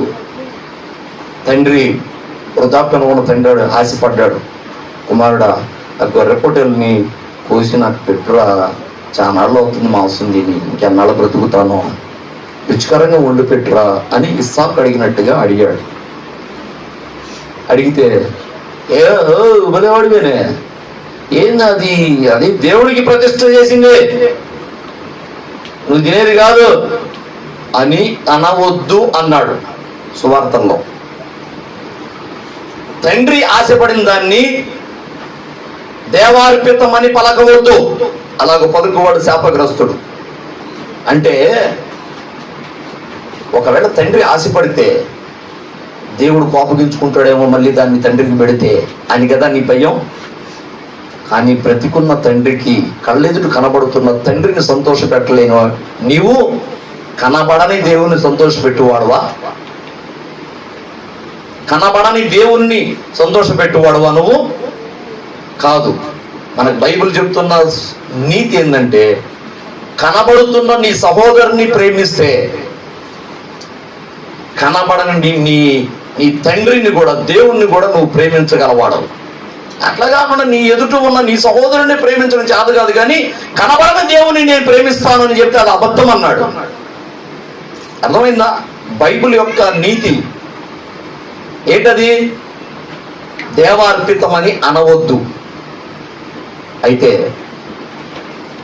సరే పర్వాలేదు, నా పిల్లలు నన్ను చూసుకోకపోయినా పర్వాలేదు, నా పిల్లల కంటే నా దేవుడు ఇంకా జాగ్రత్తగా చూసుకోగలడు మమ్మల్ని. హల్లెలూయా. అంతకంటే మా ఆత్మీయ పిల్లలు మమ్మల్ని ఇంకా జాగ్రత్తగా చూసుకోగలరు. మా పిల్లల కంటే చూసుకోలేరా ఆత్మీయ పిల్లలు? ఒకవేళ మా పిల్లలు దూరంగా ఉన్నారు, ఎక్కడెక్కడో పరిచర్య చేస్తున్నారు, ఆత్మీయ పిల్లలు చూసుకోరా? నమ్మొచ్చా? నేను నమ్ముతా, నాకుంది విశ్వాసం. ఎందుకంటే మనుషులను బట్టి కాదు, కానీ దేవుడు అలాగే చేస్తాడని నాకు విశ్వాసం ఉంది. నా ఆత్మీయ పిల్లలు నన్ను పోషిస్తారు, నా ఆత్మీయ పిల్లలు నన్ను ఆదుకుంటారు అని దేవుడు చేయగలనని నేను నమ్ముతున్నా. అది అలాగ చేయాలన్న మనుషుల్లో మార్పు రావాలన్నా దేవుడు ఉండాలి. అవును కదా? ఆయన మనుషుల హృదయాలని కదిలించువాడు, కరిగించువాడు. ఆయన నమ్మిన పిల్లలో ఇబ్బంది పెడుతుంటే ఆయన చూస్తూ ఊరుకోడు, ఎవరినైనా కానీ కదిలిస్తాడు. తన పిల్లలను ఆయన జాగ్రత్తగా చూసుకుంటాడు ఒకళ్ళ ద్వారా. హల్లెలూయా, ఇబ్బంది లేదు. అయితే నేను అనేది ఏంటంటే, ఇప్పుడు అబ్రహాం ఇచ్చినట్టుగా నువ్వు నీ కొడుకుని ఇవ్వగలవా దేవుని పరిచర్య? యొఫ్తా ఇచ్చినట్లుగా నీ కుమార్తెను ఇవ్వగలవా దేవునికి ప్రతిష్టగా? అసలు నేను నా పిల్లలకు నేర్పేది తెలుసా? రే, మీరు ఏదైనా ఇతరులకు మీరు ఇస్తున్న కొలది దేవుడు మీకు డబల్ ఇస్తుంటాడు. మీకు పనికిరాందైనా పనికి వచ్చేదైనా మీకు పనికిరాదు. ఇప్పుడు అంతెందుకు, పిల్లలు బట్టలు ఉన్నాయి కొత్తయే, మా పాస్టర్ మా పిసినారుతనంతో తొందరగా కొత్త తొడుక్కొని దాచిపెట్టండి రా, దాచిపెట్టండి రా, కొత్త దాచిపెట్టండి, మళ్ళీ పండగ వచ్చింది దాకా ఈసారి పండగ బట్టలు లేవు ఇయే అని దాచిపెట్టేది, వాళ్ళని వేసుకొనియదు. ఈసారి పండగ వచ్చేసరికి దేవుడు ప్రభు చూపిస్తాడు, మళ్ళీ కొత్తవి వస్తాయి. ఒకవేళ అప్పుడు వేసుకుందాం అనుకున్నా కూడా ఎంత తగ్గుతాయి, పొడవు తగ్గుతాయి, అవి వేసుకోలేవు. చూడు మమ్మీ, ఈ బట్టలు వేసుకొని ఇకపోతే ఇప్పుడేమో సాలగట్లా, వేసుకుందామన్నా కూడా ఇప్పుడు సాలట్లా. అయితేనే కొత్త వచ్చినాక వేసుకున్నాడు, మళ్ళీ అయ్యో మళ్ళీ ఇంకో సంవత్సరం దాకా వేయనీయదు. ఈ విధంగా మిగిలిపోతుంటాయి, సంవత్సరం పెరుగుతుంటారు, అవి తొడగలేక అంతే ఉండిపోతాయి. ఇప్పుడు అవి పనికిరాని ఏకంగా నీకు నేను అంటాను, ఆ పనికిరాని బట్టలు మీరు సరిగ్గా తొడగలేదు కానీ అవి మీకు సార్లా, అవి ఎవరికన్నా మన చర్చికి వచ్చే పిల్లలకి ఇవ్వండిరా. ఎందుకు ఊరికే కొన్నాళ్ళకి మసిగుడ్డలాగా మారిపోయి, కాళ్ళ కింద పట్టంలాగా మారిపోయి తర్వాత దెబ్బలు అవ్వబోతాయి కొన్నాళ్ళకి. అవునా? గుడ్లన్నీ అంతేగా పోయేది. ముందు మసిగుడ్లు అవుతాయి, తర్వాత కాళ్ళ కింద ఇల్లు తుడిసే గుడ్లు అవుతాయి, తర్వాత కాళ్ళ కింద పట్టలు అవుతాయి, అవి సీనిగిపోయి తీవ్రంగా దెబ్బలు అవ్వబోతాయి కదా. అట్లా కాకుండా బట్టలు బాగున్నాయి రేవుతున్న పిల్లలకి ఇయ్యండిరా అంటే, డాడీ మరి మాకు మీరు ఇచ్చే కొన్ని దేవుడు ఇస్తుంటాడు. కావాలంటే చూడండి, నేను ఫస్ట్ టైం నేను వాళ్ళు చిన్నపిల్లలప్పుడే చెప్పా, మీరు కనుక ఇస్తుంటే దేవుడు డబల్ ఇస్తుంటాడు, మీకు ఎప్పుడు తక్కువ చేయడు. మనము ఇచ్చే వారంగా ఉన్నప్పుడు మనం డబల్ పొందుకునే వారంగా ఉంటాం. హల్లెలూయా. ఏదైనా మనము ఇవ్వాలి. బైబిల్ ఏం చెబుతుందంటే, పుచ్చుకొనుట కంటే ఇచ్చుట శ్రేష్టం. ఏంది? పుచ్చుకొనుట కంటే ఇచ్చుట శ్రేష్టము. మేలు నీకో, నువ్వు ఇవ్వు, దేవుడు నీకు అన్యాయం చేస్తాడా? కొంతమంది అంటారు, ఓ అబ్బా ఈ విధంగా ఇచ్చుకుంటా పోతే ఇక మనం చెప్పబట్టుకుని అడుక్కోవాలా అంటారు. విశ్వాసము లేని మూర్ఖతరం. నువ్వు దేవుని యందు విశ్వాసం ఉంచి, నేను ఇస్తున్నాను దేవుడు నాకు ఇస్తాడు, ఆ విశ్వాసం నుంచి నువ్వు ఇవ్వడం మొదలుపెట్టు. నువ్వు 10 రూపాయలు ఇస్తే నీకు 20 రూపాయలు వస్తుంటాయి. నువ్వు 100 రూపాయలు ఇస్తే 200 నీకు వస్తుంటాయి. నేను చెప్తున్నా 200 అని. ఆయన అడుగు వాటికంటే, ఊహించు వాటికంటే ధారాళంగా ఇచ్చేవాడు. అసలు నువ్వు ఇయ్యటం మొదలు పెడితే నువ్వు చిన్న గుప్పిడితో ఇస్తావు, నువ్వు పొందుకోవడం అక్కడ తెలుసా, పెద్ద గుప్పిడితో పొందుకుంటావు. దేవుని హస్తం చాలా పెద్దది, చాలా పెద్దది. నువ్వు పొందుకుంటావు. ఎట్లాగంటే, ఒక పిల్లవాడు తల్లితో పాటు పోయి కొట్టుకు పోయి తల్లి సరుకులు కట్టేస్తుంది కొట్లో, చిల్లర కొట్లో. ఈ పిల్లోడు ఆ ఎదురుగున్న డబ్బాలు, టేబుల్ మీద ఉన్న డబ్బాల్లో శనక్కాయ పప్పులు ఉంటే ఆ శనక్కాయ పప్పులకి అంతే చూస్తున్నాడు. ఆ ఓనర్ ఏమో ఇట్లా టేబుల్ దగ్గర ఎట్లా కూర్చొని, రై చిన్నడా ఆ సరుకులను కట్టేసే జాగ్రత్తగా అని కొట్లో కుర్రోడు కప్ప చెప్పాడు. వాడు కడుతున్నాడు. ఇట్లా చూసి, ఏంట్రా చిన్నోడా ఏం చూస్తున్నా, పప్పులు కావాలా అని ఆ శనక్కాయ పప్పుల మీద డబ్బా మీద మూత తీశాడు. తీసుకోరా అని. తీసుకోవట్లా. వాడు తీసుకోవట్లా. తీసుకోరా తీసుకోవట్లే. వాళ్ళ అమ్మ కూడా చెప్తున్నా, తీసుకోరా అంకుల్ చెబుతున్నాడు, తీసుకో. తీసుకోవట్లే. కానీ అటే చూస్తున్నాడు, ఆ డబ్బాకల్లే చూస్తున్నాడు. కాసేపు చూసి ఆ కొట్టు ఓనరు, ఏం చేయడు, తీసుకోండి ఎగరా ఎటా అని ఆ డబ్బాలు చేయి పెట్టి గట్టిగా గొప్పడు తీసి పెట్టాడు. ఈ జేబు నిండింది, ఈ జేబు నిండింది, ఈ జేబు నిండింది. వాడు చిన్న చిన్న జేబులు కాదు, 3 జేబులు నిండిని. సరే హ్యాపీగా తినుకుంటా సరుకులన్నీ తీసుకుని ఇంటికి వస్తా వాళ్ళ అమ్మ అడుగుతుంది, ఏరా కొట్టుకాడు ఆయన అంతసేపు బతిలాడాడు తీసుకోరా తీసుకోరా అని. నేను కూడా చెప్పా తీసుకోరా తీసుకోరా అని. ఆయన పెట్టంగా మేలకొని తీసుకున్నాను. ఏందిరా అంటే, ఊరుకో పిచ్చి మమ్మీ, నువ్వు ఎడ తిక్కలదారి, నేను తీసుకుంటే నాది చిన్న గుప్పుడు కదా, నేను తీసుకుంటే నాది చిన్న గుప్పుడు కదా, ఎన్నొత్తి ఒక జేబు కూడా రావు. కానీ ఆయన పెట్టింది ఆకుంటే చూడు 3 జేబులు నిండిపోయినాయి అనగా నా తల్లి ఆశ్చర్యపోయి చూస్తుంది. ఊరి తిరిగి తెల్లారా, ఈమె తిరిగి తెల్లరా, నీకు ఒకరావు లేవు కదా. పెద్ద ఆయన పెడితే పెద్దవాళ్ళది పెద్ద గుప్పెడు కాబట్టి చాలా వస్తాయి. నువ్వు చిన్న గుప్పెడితోటి ఇవ్వటం మొదలు పెడితే దేవుడు తన గుప్పెడితోటి ధారాళంగా ఇస్తాడు, నువ్వు తట్టుకోలేనంతగా ఇస్తాడు. నేను ఊరికి ఎగ్జాంపుల్ చెప్పాను, 10 రూపాయలు ఇస్తే 20 ఇస్తాడని కాదు. ఆయన గుప్పెడిని నువ్వు తట్టుకోలేవు, భరించలేవు, తెలుసా. ఆకాశవాక్యులు ఆయన గుప్పిడి, దాన్ని విప్పుతాడు. నువ్వు చూడు మలాకి 3:10 ఏమన్నాడు, నువ్వు నీ సంపాదన అంతటిలోనూ 10వ భాగమును తీసి నా సన్నిధిలో ఆహారము నిలవ ఉండునట్లుగా నువ్వు ఇది ఇచ్చి నన్ను శోధించు. ఏమన్నాడు, నా సన్నిధిలో ఆహారము సమృద్ధిగా ఉండునట్లుగా, పేదల కొరకు ఆహారం ఉండునట్లుగా నీ సంపాదన అంతటిలో, పశువుల రూపంలో రాని, వ్యాపారం రూపంలో రాని, పొలం రూపంలో రాని, కూలి పనుల రూపంలో రాని, ఇంకే విధంగా పెన్షన్ రూపంలో, జీతం రూపంలో ఎట్టన్నా రాని, ఎన్ని కోణాల్లో నీకు సంపాదన వస్తుందో సంపాదన అంతట్లో 10వ భాగం తీసి నా సన్నిధిలో పేదలకు ఆహారం నిలవ ఉండినట్లుగా నువ్వు గుప్పిలు విప్పు, ఆకాశవాక్యులు విప్పి పట్టజాలనంత విస్తారంగా నేను నిన్ను దీవిస్తాను అన్నాడు దేవుడు. 3:10 మలాకి 3:10 కదా. ఆ ఆకాశవాక్యులు విప్పుతానన్నాడు చూడు, అదే ఆయన గుప్పిడి. హల్లెలూయా. ఆ గుప్పిని విప్పితే నువ్వు తట్టుకోలేవు. ఓలి అబ్బా ఏంది ఈ ఆశీర్వాదమో, ఎరసాలి మన పరిస్థితి అదే తెలుసా. ఒకప్పుడు నూకల అన్నం తెచ్చుకొని తిన్నారు, అది కూడా సన్న నూక, ఇది పొందులకి వేస్తుంటారు, పూ నూక అంటారే, సన్న నూక తౌడుతో పాటు అలాంటి నూక తెచ్చుకొని తిన్నారు శాలిమానుడు.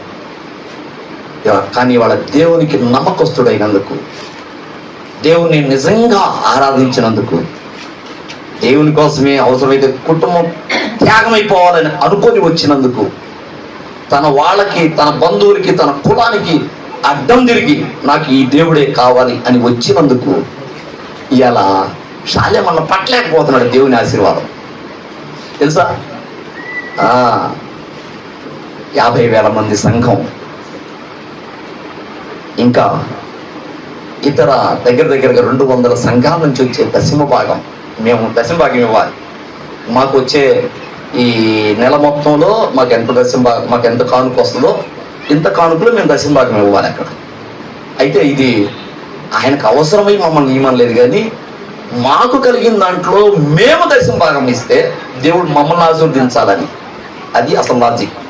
అందుకోసమని పిల్లలారా, మీకు ఎంతన్నా రాని, నెలకు 500 రాని, 5,000 రాని, 20,000 రాని, నెల మొత్తం మీద కానుకలు మీకు కలిగిన దాంట్లో 10వ భాగం తీసుకొచ్చి ఇక్కడ వేయండి. ఏంది మీ నాయకుడిగా నేను అడుగుతున్నాను, మీ 10వ భాగం తీసుకొచ్చి ఇవ్వండి. ఏమిటో నేనేదో తిందామని కాదు, మీరు ఆశీర్వదింపబడతారు, మీ సంఘాలు ఆశీర్వదింపబడతాయి, కాబట్టి ఇచ్చేయండి అన్నాడు. శాస్త్రం నెల సేవకులు పోవడానికి పోతే మేము కూడా 10వ భాగం, మాకు దేవుడు ఈ నెలంతట్లు ఇచ్చిన దాంట్లో 10వ భాగం అక్కడ వేసి వస్తాం. ఎందుకంటే మనం ఇస్తుంటే మనం డబల్ కాదు, 10 టైమ్స్ పొందుకుంటాం, 10 రెట్లు, అవసరమైతే 100 రెట్లు కూడా పొందుకోగలం.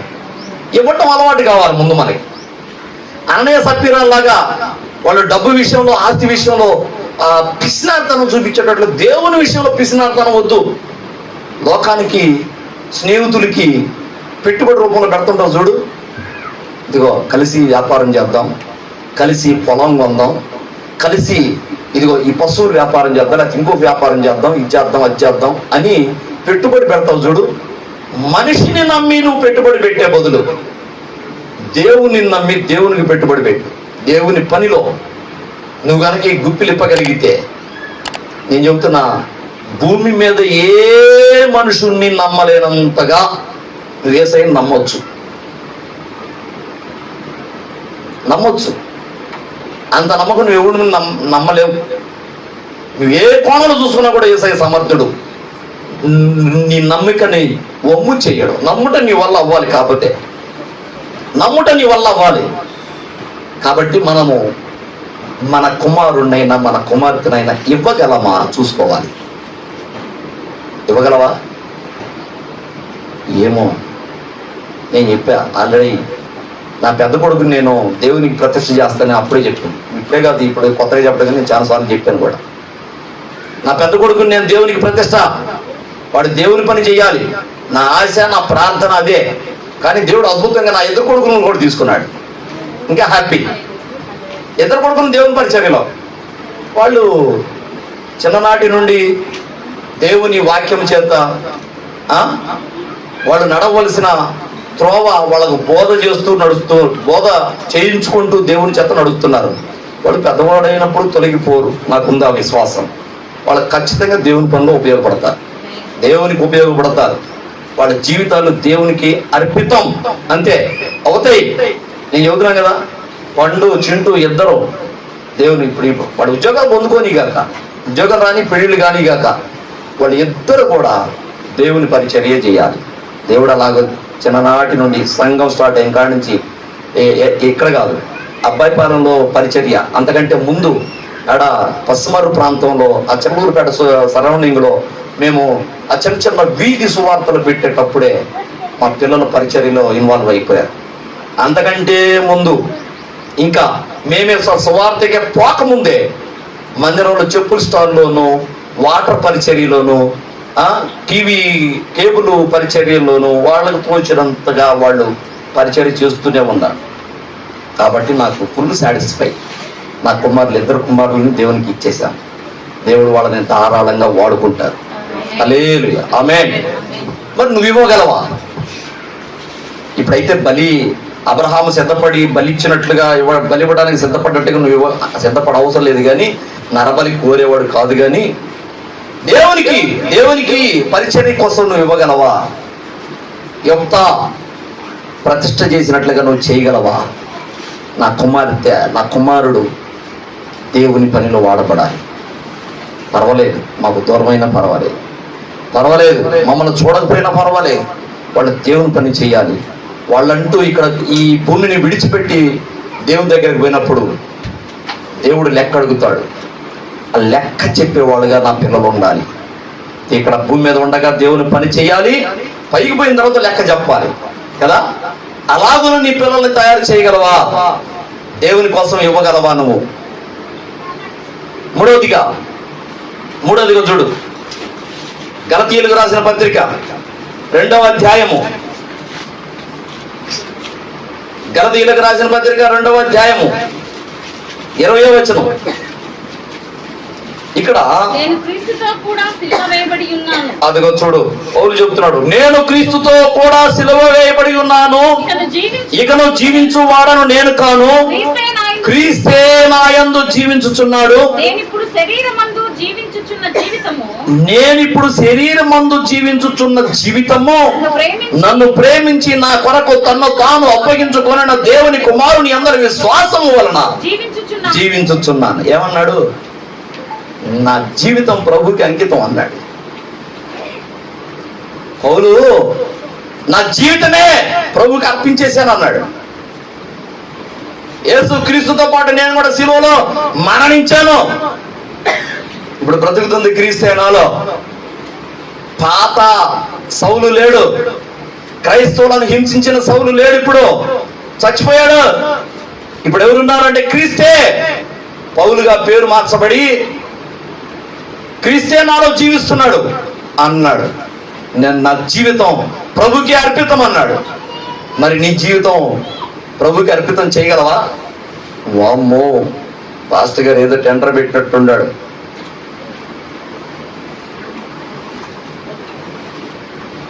మాకు చాలా ఆశలు ఉన్నాయి, చాలా కోరికలు ఉన్నాయి. మేము ఉద్యోగాలు చేయాలా, మా పిల్లలు ఉద్యోగాలు చేయాలా, మేడల మిద్దలు సంపాదించాలా, ఎకరాలు ఎకరాలు పొలాలు కొనాలా, ఒక సమాజంలో ఒక స్టేటస్లో ఉండాలా. మేము డబ్బు లేకపోతే అసలు గోట్లో మట్టితోటి కూడా సమానం చేయరు ఎవరు. పాస్టర్ గారు డబ్బే మా లక్ష్యం, సంపాదించాలా, మా పిల్లలకి మంచి ఉద్యోగాలు రావాలా, మా పిల్లలు బాగా సంపాదించాలి, మేము ఇప్పుడు కొద్దిగా సంపాదించాము, మా పిల్లలు ఇంకా ఎక్కువ సంపాదించాలి అని అనుకుంటుంటే, నువ్వేంది అసలు మా జీవితాలే దేవునికి ఇస్తావా అని అడుగుతున్నావు అనుకుంటున్నారా? దేవునికి ఇవ్వండి, మీ జీవితాన్ని అర్పితం చేయండి. పౌలు అర్పించినట్లుగా అర్పితం చేయండి. ఇక్కడ ఏముందండి, ఈ వెండి బంగారాలు ఇవాళ సంపాదిస్తావు, నీతో పాటు పూచిక పనులు కూడా చేసుకుపోలేవు. నీ ఒంటి మీద వస్త్రాలే రావు నువ్వు చచ్చిపోయినప్పుడు, ఈ వెండి బంగారాలు చేసుకుపోతావా? నేను యూట్యూబ్ ఛానల్లో ఫస్ట్లో మొట్టమొదటి ఒక కథ చెప్పాను. ఎంతమంది అన్నారు? నా ఛానల్లో ఉంది. అంటే అది ఇంగ్లీషు, నేను డబ్బింగ్ చేసి చెప్పాను. ఇంగ్లీష్ స్టోరీ, అది ఇంగ్లీష్లో నేను విన్నాను, తెలుగులో నేను డబ్ చేసి నేను చెప్పాను స్టోరీ చిన్నగా. ఒక రాజుకి 4 భార్యలు. విన్నారా? అంటే నా ఛానల్ చూడాల మీరు, దాంట్లో ఉంటుంది స్టోరీ. ఇదేం పిల్లరా, మనం పోయేటప్పుడు ఏది రాదు. ఇది భూమిని విడిచిపెట్టిపోయేటప్పుడు మన వెండి బంగారాలు, మన ఆస్తులు, మన పిల్లలు, మన బంధువులు, భార్య అయినా, భర్త అయినా, తల్లిదండ్రులైనా ఎవరు రారు నీ వెంట. ఈ స్టోరీ అక్కడ ఉంది, నా ఛానల్లో చూసుకోండి. ఒక చిన్న కథ అని పెట్టాను కదా. మరి ఎందుకు ఈడ సంపాదించుకొని ఈడ వెండి బంగారాలు సంపాదించి పరలోకాన్ని పోగొట్టుకుంటావు?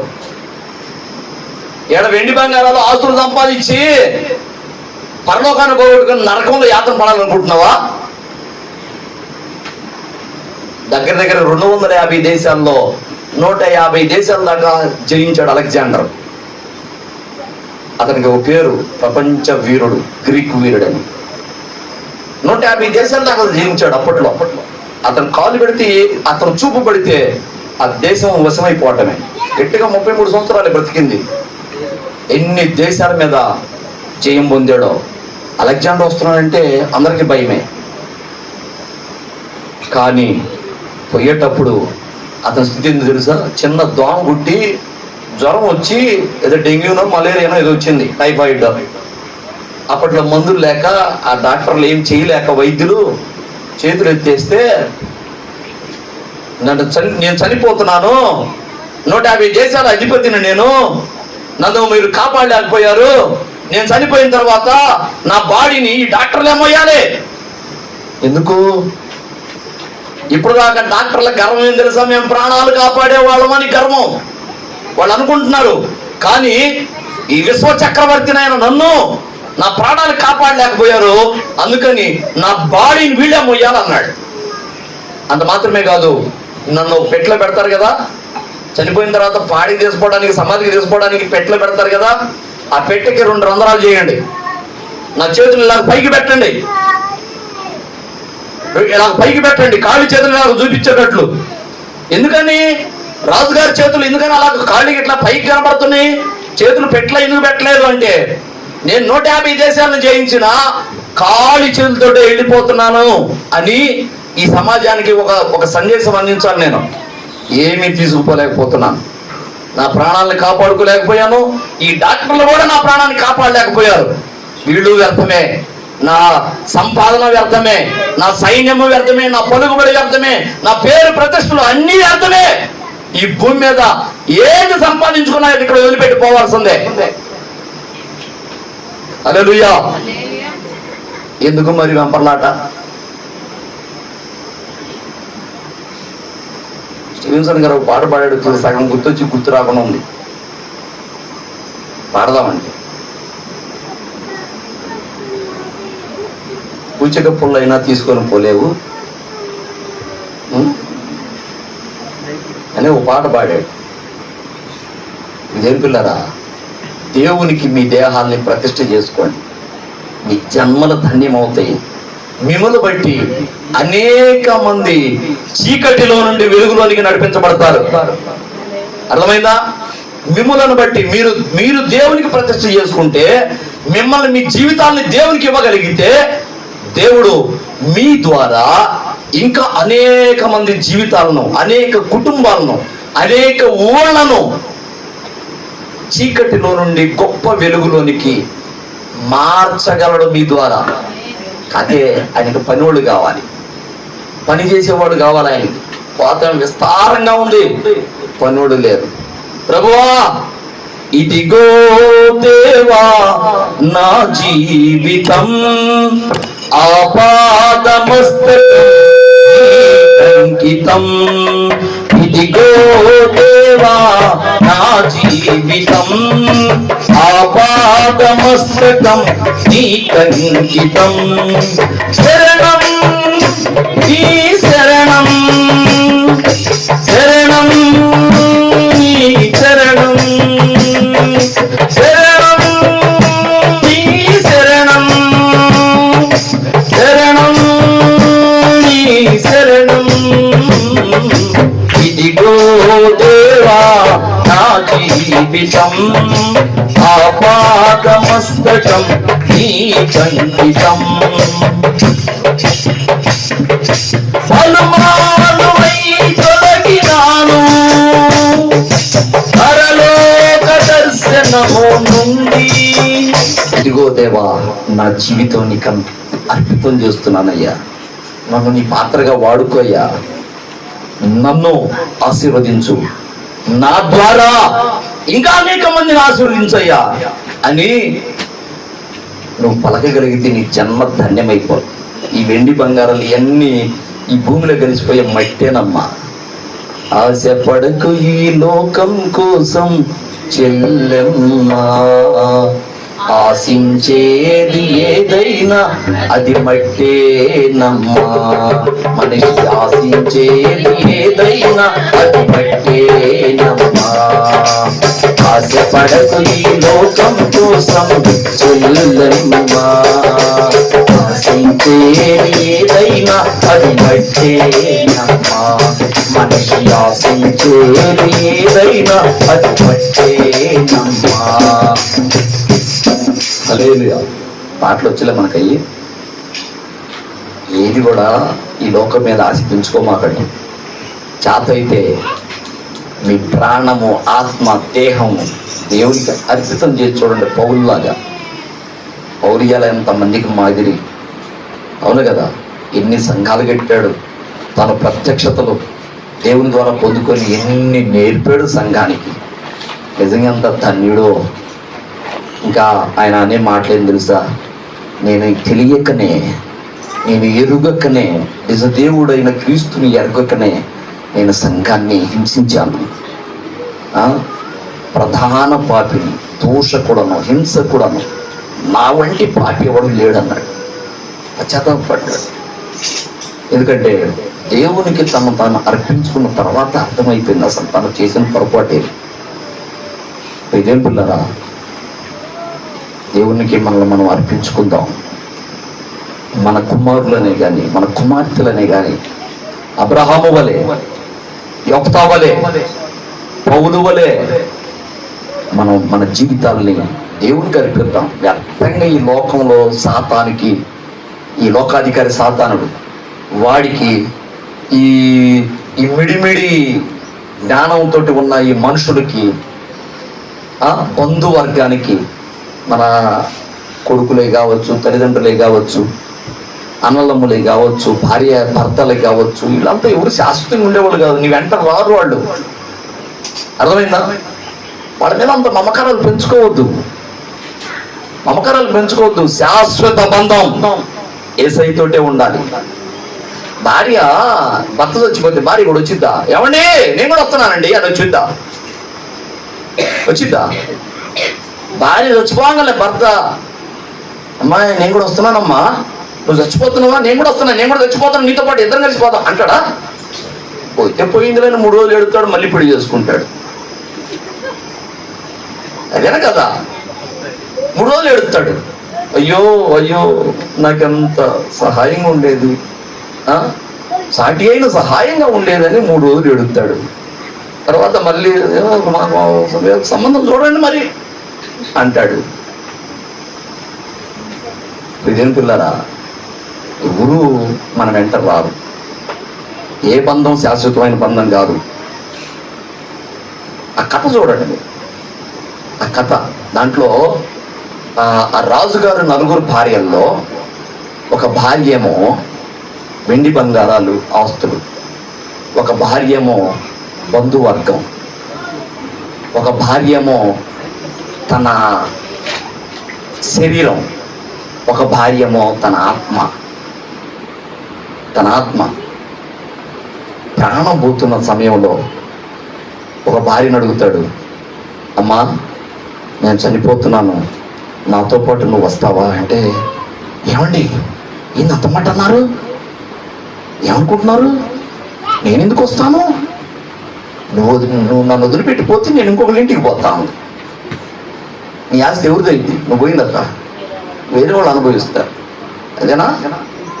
అంతేను కదా? మరి భార్యలు, బంధువులు, పిల్లలు, వీళ్ళు ఏమండి నువ్వు చనిపోయిన తర్వాత మేము కొంత దూరం వస్తాము అని ఇంకొక భార్య అన్న, కొంత దూరం వస్తాను, నేను చివరి దాకా నేను రాలేను, పాడెక్క నేను ఎక్కలేను, అవసరమైతే కొంత దూరం వస్తా నేను అంది ఒక భార్య. వాళ్ళు ఎవరంటే పిల్లలు, బంధువులు. వీళ్ళు ఏడదాకా వస్తారు, ఆ సమాధుల దాకే వస్తారు. వచ్చి వాళ్ళు కూడా సమాధులు పడుకుంటారా? పడుకోరు. ఇంకొక భార్య ఉంది, శరీరం, నేను నీతోటే ఉంటాను, కానీ నువ్వు నన్ను విడిచిపెట్టిపోతే నేను ఇక్కడే ఉండిపోతా, నేను ఎవరికి ఉపయోగపడను కానీ నేను ఇక్కడే ఉండిపోతా అంది. ఆమె ఎవరంటే ఆ 3వ భార్య ఎవరంటే శరీరం. కానీ 4వ భార్యని అంటే అసలు మొట్టమొదటి భార్య, అసలు మొట్టమొదటి భార్యని సరిగ్గా ప్రేమించేవాడు కాడు. మొట్టమొదటి భార్యను సరిగ్గా ప్రేమించడు. ఆమె అయితే తెగ ప్రేమించింది దీన్ని. ఈమెను కాదు 2వ భార్యను చేసుకున్నాడు, 3వ భార్యను చేసుకున్నాడు, 4వ భార్యను చేసుకున్నాడు. ఏమన్నా చిన్న చూపు చూసేవాడు, తిన్నావా లేదా అని అడిగేవాడు కాడు. కానీ ఈమె మాత్రం ఆయన కోసమే ఎదురు చూస్తూ ఉండే. తీరా మరణ పడక ఎక్కిన తర్వాత ఆ భార్యను అడుగుతున్నాడు, అమ్మా నువ్వన్నా వస్తావా అంటే, ఏమండి ఇప్పుడేంది, నువ్వు భూమి మీదకి వచ్చింది మొదలుకొని నేను నీతోటే ఉంటాను, నీతో పాటు నేను వస్తా, నువ్వు యాడికి వెళ్ళినా నువ్వు ఈ దేహాన్ని విడిచిపెట్టి పోతావా, నీతో పాటు నేను వస్తా, మరణానికైనా వస్తా అని ఆ భార్య చెప్తే ఆశ్చర్యపోతాడు. అంటే ప్రాణంతో పాటు వచ్చేది ఏందంటే ఆత్మ. ఆ ఆత్మను మనం చిన్న చూపు చూస్తాం, సులకనగా దాని సంగతి పట్టించుకోం, ఆత్మకు ఆహారం పెట్టాం. ఆత్మకు ఏ ఆహారం కావాలి? వాక్యము. వాక్యమే ఆత్మకు ఆహారం. ప్రాణం పోయేటప్పుడు కలిసిపోయేది ఆత్మ. ప్రాణము ఆత్మ కలిసిపోతాయి కదా. విజయం పిల్లరా, దేవుడు తాను దయచేసిన ఆత్మ తిరిగి దేవుని వద్దకు పోతుంది, ఈ దేహము మట్టిలో కలిసిపోతుంది. కాబట్టి ఈ ప్రాణాత్మ దేహాలు దేవునికి ప్రతిష్ఠ చేయండి, దేవునికి ప్రతిష్ఠ చేసుకోండి. మీ జన్మల ద్వారా దేవుడు అద్భుతం చేస్తాడు. మీ బ్రతుకు ద్వారా, మీ జీవితాల ద్వారా అనేక మంది బ్రతుకులను మధురంగా మారుస్తాడు. చాలా మంది కావాలి ఆయనకి, చాలా మందికి కావాలి. కోత విస్తారంగా ఉన్నది. మన దర్శకులు ఎంతమంది ఉన్నారు? జనాంగం ఎంతమంది ఉన్నారు? దగ్గర 1,00,000 పైన ఓట్లు, 1,00,000 పైన ఓట్లు లేని వాళ్ళు ఎంతమంది ఉన్నారు? ఇంకా యవనస్తులు కదా, 15 సంవత్సరాల వాళ్ళు, 17 సంవత్సరాల వాళ్ళు, 13 సంవత్సరాల వాళ్ళు, 10 సంవత్సరాల పిల్లలు ఎంతమంది ఉన్నారు? ఇంకా 1,20,000 మంది దగ్గరగా ఉన్నారు దర్శి టౌన్ వరకే.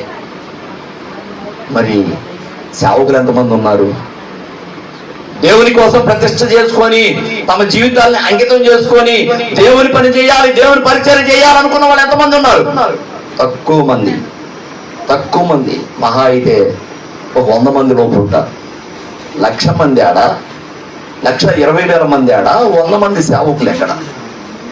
దేవుని కోసం తమ జీవితాల్ని అర్పితం చేసుకున్న సేవకులు గట్టిగా ఒక 100 మంది ఉన్నారు దర్శి టౌన్లో. కోత కొయ్యలేకపోతున్నారు. చాలా అంత పండిపోయి ఎరగబడిపోతుంది, పంట వ్యర్థమైపోతుంది. కోత చేతికి రావట్ల, పంట చేతికి రావట్ల. దేవునికి కోసేవాళ్ళు కావాలి, ఆయనకి పనివాళ్ళు కావాలి. నీ జీవితం అడుగుతున్నాడు, ఇస్తావా? దేవుని కోసం చేయగలవా? భారం అంటే భారం మనలో మనమే పుట్టించుకోవాలి, మనల్ని మనమే రేపుకోవాలి. ఓ తిమోతి, దేవభక్తి విషయంలో నీకు నువ్వే సాధకం చేసుకున్నాడు. ఎవరో నిన్ను పురికొల పద్దాకలా, అమ్మా లేచావా, ప్రార్థన చేసావా, వాక్యం చదివావా, ఎవరికైనా సువార్త చెప్పావా, ఏడన్నా సాక్ష్యం చెప్పావా? నీ ఎరిగేది ఎప్పుడు ఉంటారు ఎవరో ఒకరు ఇట్లా చెప్పడానికి. ఉండరు. నీకు నువ్వే పురికొల్పుకోవాలి, నీకు నువ్వే సాధన చేసుకోవాలి భక్తి. ఈరోజు లేచానా, ప్రార్థన చేశానా, వాక్యం చదివానా, సువార్త ఎవరికైనా చెప్పానా, కనీసం నా జీవితంలో చేసిన మేళ్ళైనా సాక్ష్యంగా చెప్పానా లేదా? చెప్పకపోతే ఈరోజు వ్యర్థమైపోయిందే. ఈ రోజంతా 24 గంటలు వేస్ట్ అయిపోయిందే. నీకు ఆ భారం కనుకుంటే నీ జీవితాన్ని దేవునికి అర్పించగలవు, దేవుడు నిన్ను వాడుకోగలడు. హల్లెలూయా. ఆ భారం లేదు. సువార్త ప్రకటన చేద్దాం, కనీసం చెప్పటం మాకు రాదు. పాస్టర్ గారు మీరన్నా వచ్చి చెప్పండి, లేదా ఎవరైనా మాట్లాడగలిగిన వాళ్ళు మీరన్నా వచ్చి మా ఇంటి దగ్గర సువార్త కూడిక మేము ఏర్పాటు చేస్తాం, ఖర్చు మేము బరాయిస్తాం, కరెంటు మేము ఇస్తాం, వచ్చి చెప్పండి. ఒక ఆత్మను రక్షిస్తాడేమో దేవుడు అనే భారము మనల్ని మనమే రగిల్చుకోవాలి. ఎవరు పక్కాగా అడుగుతుంటారా, అమ్మా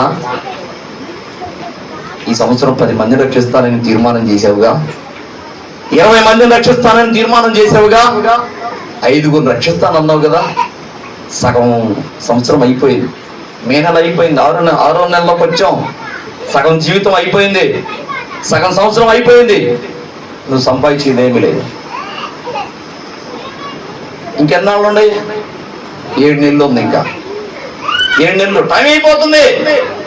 కోత పెరిగిపోయి వాలిపోతుంది. కోసేవాళ్ళు లేరు. ఎవరికో వస్తారు, పనివాళ్ళు కావాలి. కొడవలు పట్టుకొని ప్రభువా మేమున్నాం అనేవాళ్ళు కావాలి ప్రభువుకి. జీవితాలు దేవునికి అర్పించుకునే వాళ్ళు త్యాగభరితంగా, ప్రేమపూర్వకంగా, ప్రతిష్ఠితాపూర్వకంగా దేవుని కోసం మేమున్నాం ప్రభువా. ఇర్మియా అంటాడు కదా, ఇర్మియా ఎవరున్నారు? ఎహెజ్కేల్ అనుకుంటా. ఇర్మియానా?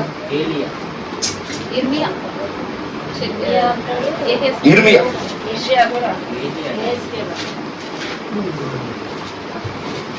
నా కోసం ఎవరు పోయేదరు, నా మాటలు చెప్పుటకు ఎవరు పోయేదరు అంటే ప్రభువా నేనున్నాను. ఎవరన్నారు ఆ మాట? చూడండి.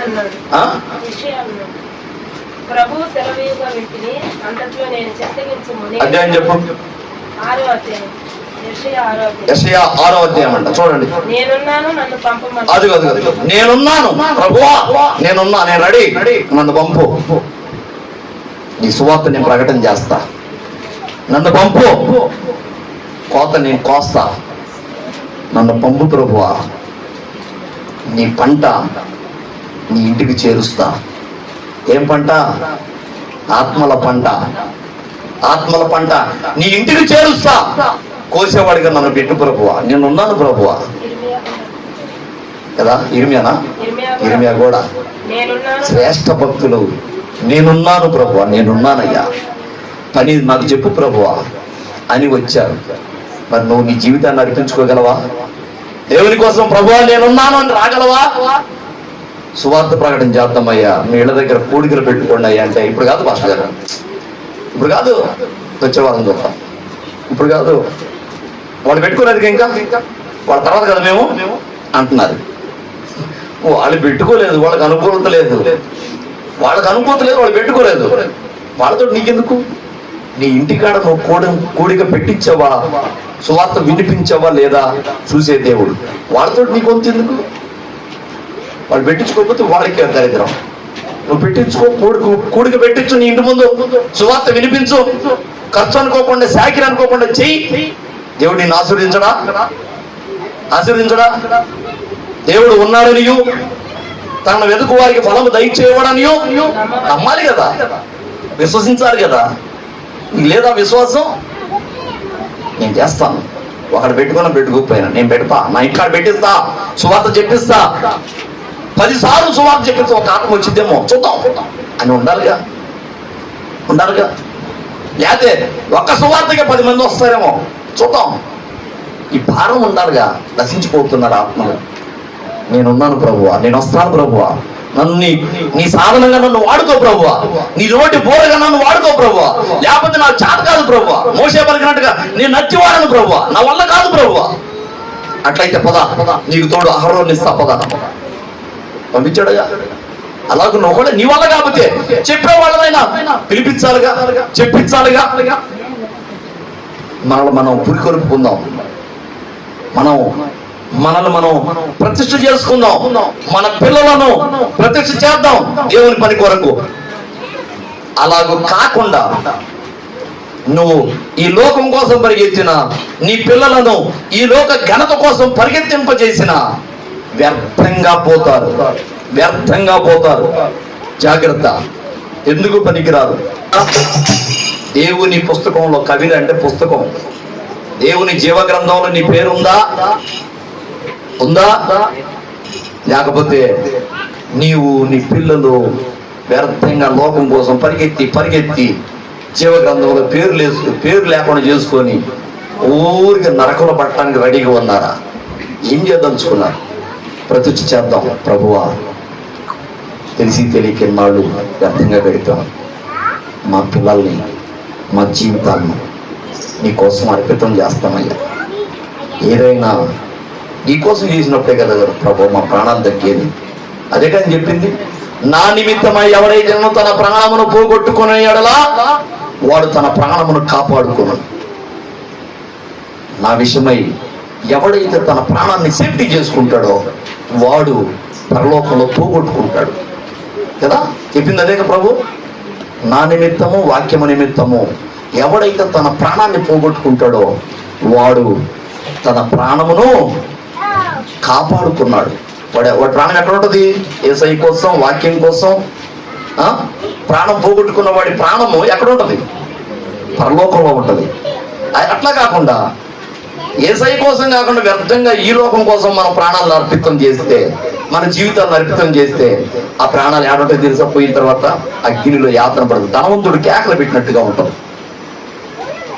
తండ్రి అయిన అబ్రహామా, నీ రొమ్మును ఆనుకొని ఉన్న లాజరును పంపించి చిటికిన వేలు నీళ్ళలో ముంచి ఒక్క చొక్క నా నోట్లో మన కేకలు పెట్టాడు. ఎందుకంటే అగ్నిలో యాతన పడుతున్నానయ్యా, గొంతు ఎండిపోతుంది ప్రభు, చచ్చిపోతే బాగుండి అనిపిస్తుంది, చావు రావట్లేదు.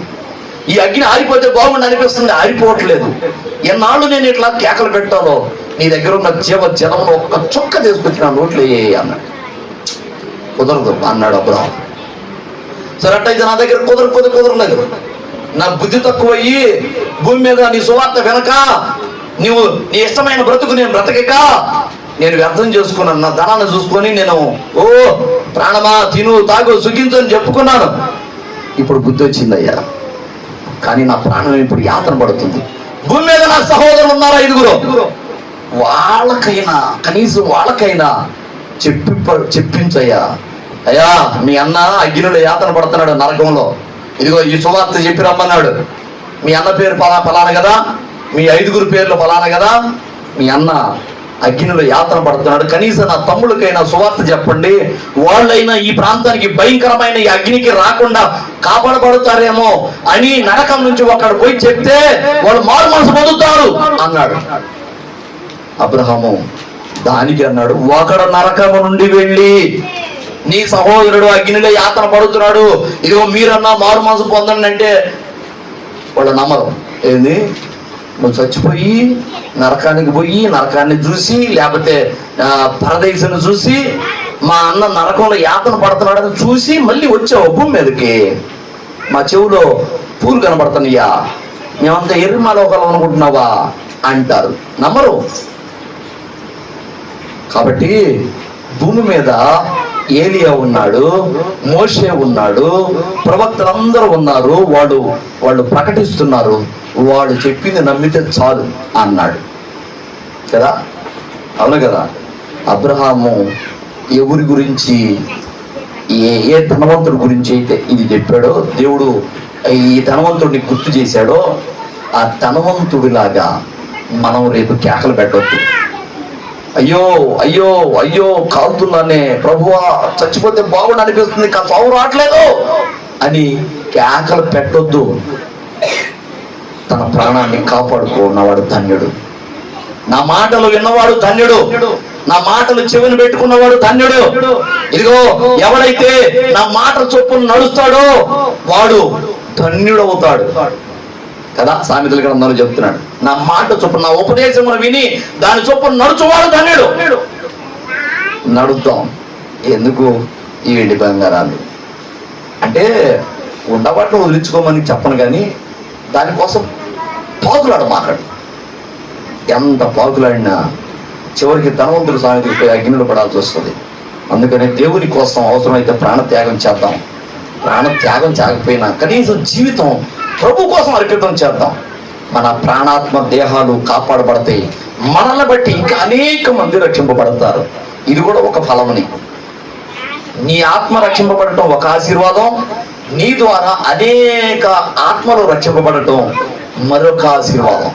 అందుకే అబ్రహాముకి ఇచ్చిన ఆశీర్వాదం ఏంటంటే, నీ సంతానము ద్వారా అనేకుల జనములు ఆశీర్వదింపబడతారు అన్నాడు. హల్లెలూయా. అబ్రహాములో అప్పుడు యేసయ్య ఉన్నాడు. అబ్రహాము ముది మనవడుగా యేసయ్య ఉన్నాడు. ఉన్నాడా లేడా? అబ్రహాం తండ్రి ఎవరు? అబ్రహాం కాదు, యేసయ్య తండ్రి ఎవరు? తండ్రిగా ఎవరు పిలువబడ్డారు? యేసేపు కదా. యేసేపు తండ్రి యాకోబు. ఏ యాకోబు? ఇస్సాకు కొడుకు యాకోబు అనుకునేది కాదు. అక్కడ తండ్రుల పేర్లు పెట్టుకుంటూ వచ్చారు కొంతమంది. యేసేపు అని, యాకోబు అని ఇట్లా పెట్టుకుంటూ వచ్చారు. యాకోబు తండ్రి ఇంకొక ఆయన. అట్లా చివరికి దావీదు దగ్గరికి వస్తారు. దావీదు కాడి నుంచి మళ్ళీ అట్లా పోయి బోయజ్ దగ్గరికి పోయి, బోయజ్ కాడి నుంచి మళ్ళా అబ్రహాం కాడికి వస్తారు. అబ్రహాంలో ఉన్నాడా లేడా? నీ సంతానము ద్వారా జనములు ఆశీర్వదింపబడతాయి. అబ్రహాం సంతానం అనిపించుకున్నాడా లేదా? ఎవరు? యేసయ్య. అబ్రహాం సంతానం అనిపించుకున్నాడా? ఇస్సాకుకు ముంగుర్తుగా ఉన్నాడా? ఇస్సాకేమో తాను బలవడానికి సిద్ధమయ్యాడు. యేసుక్రీస్తు కూడా బలి అయిపోయాడా? బలయ్యాడా లేదా? ఇస్సాకు బలవడానికి సిద్ధమయ్యాడు, కానీ బలి ఈలా. కానీ ఇస్సాకు స్థానంలో యేసుక్రీస్తు వచ్చి బలి అయ్యాడు. గొర్రెపిల్ల కదా, గొర్రెపిల్లలాగా ఆ గొర్రెపిల్ల స్థానంలో యేసుక్రీస్తు మనందరి కోసం బలి అయిపోయాడు. ఇప్పుడు అబ్రహాము సంతానముగా యేసుక్రీస్తు పిలువబడ్డాడు. చూడండి, మీరు మత్తయి సువార్తలో అబ్రహాము వంశావళి ఇదే, యేసుక్రీస్తు వంశావళి ఇదే అని చెప్తూ అబ్రహాము కుమారుడు ఇస్సాకు కుమారుడు యాకోబు కుమారుడు, ఇగో 12 మందిలో ఇదిగో యోధా అని, ఆ యోధా తామారు నందు పెరెసును జెరహును కనెను కదా. ఇట్లా చెప్పుకుంటా వచ్చి యేసుక్రీస్తు పుట్టాడని చెప్తారు. అబ్రహాము కుమారుడు అనిపించుకున్నాడు. అందుకే అంటాడు, దావీదు కుమారుడా నన్ను దాటిపోక. దావీదు పుట్టాడా? కానీ దావీదు కుమారుడు అనిపించుకున్నాడు. దావీదు కుమారుడా నన్ను దాటిపోకయా, నజరేతు వాడ నన్ను విడచిపోకయా. దావీదు కుమారుడా నన్ను దాటిపోకయా, నజరేతు వాడ నన్ను విడచిపోకయా. నీవు తప్ప నాకు లోకంలో ఎవరున్నారయ్యా, నీకు తప్ప నాలో ఎవరికి చోటే లేదయ్యా. నీవు తప్ప నాకు లోకంలో ఎవరున్నారయ్యా, నీకు తప్ప నాలో ఎవరికి చోటే లేదయ్యా. దావీదు కుమారుడా నన్ను దాటిపోకయ్యా, నజరేతు వాడ నన్ను విడచిపోకయ్యా. దావీదు కుమారుడా నన్ను దాటిపోకయ్యా, నజరేతు వాడ నన్ను విడచిపోకయ్యా. నజరేతు వాడ నన్ను విడచిపోకయ్యా. హల్లెలూయా. దావీదు కుమారుడు అనిపించుకోవడానికి ఇష్టపడ్డాడు. ఎందుకు వచ్చావు అసలు? అబ్రహాము సంతానము ద్వారా నీ సంతానం ద్వారా జనములు ఆశీర్వదింపబడతాయి అన్నాడు కదా.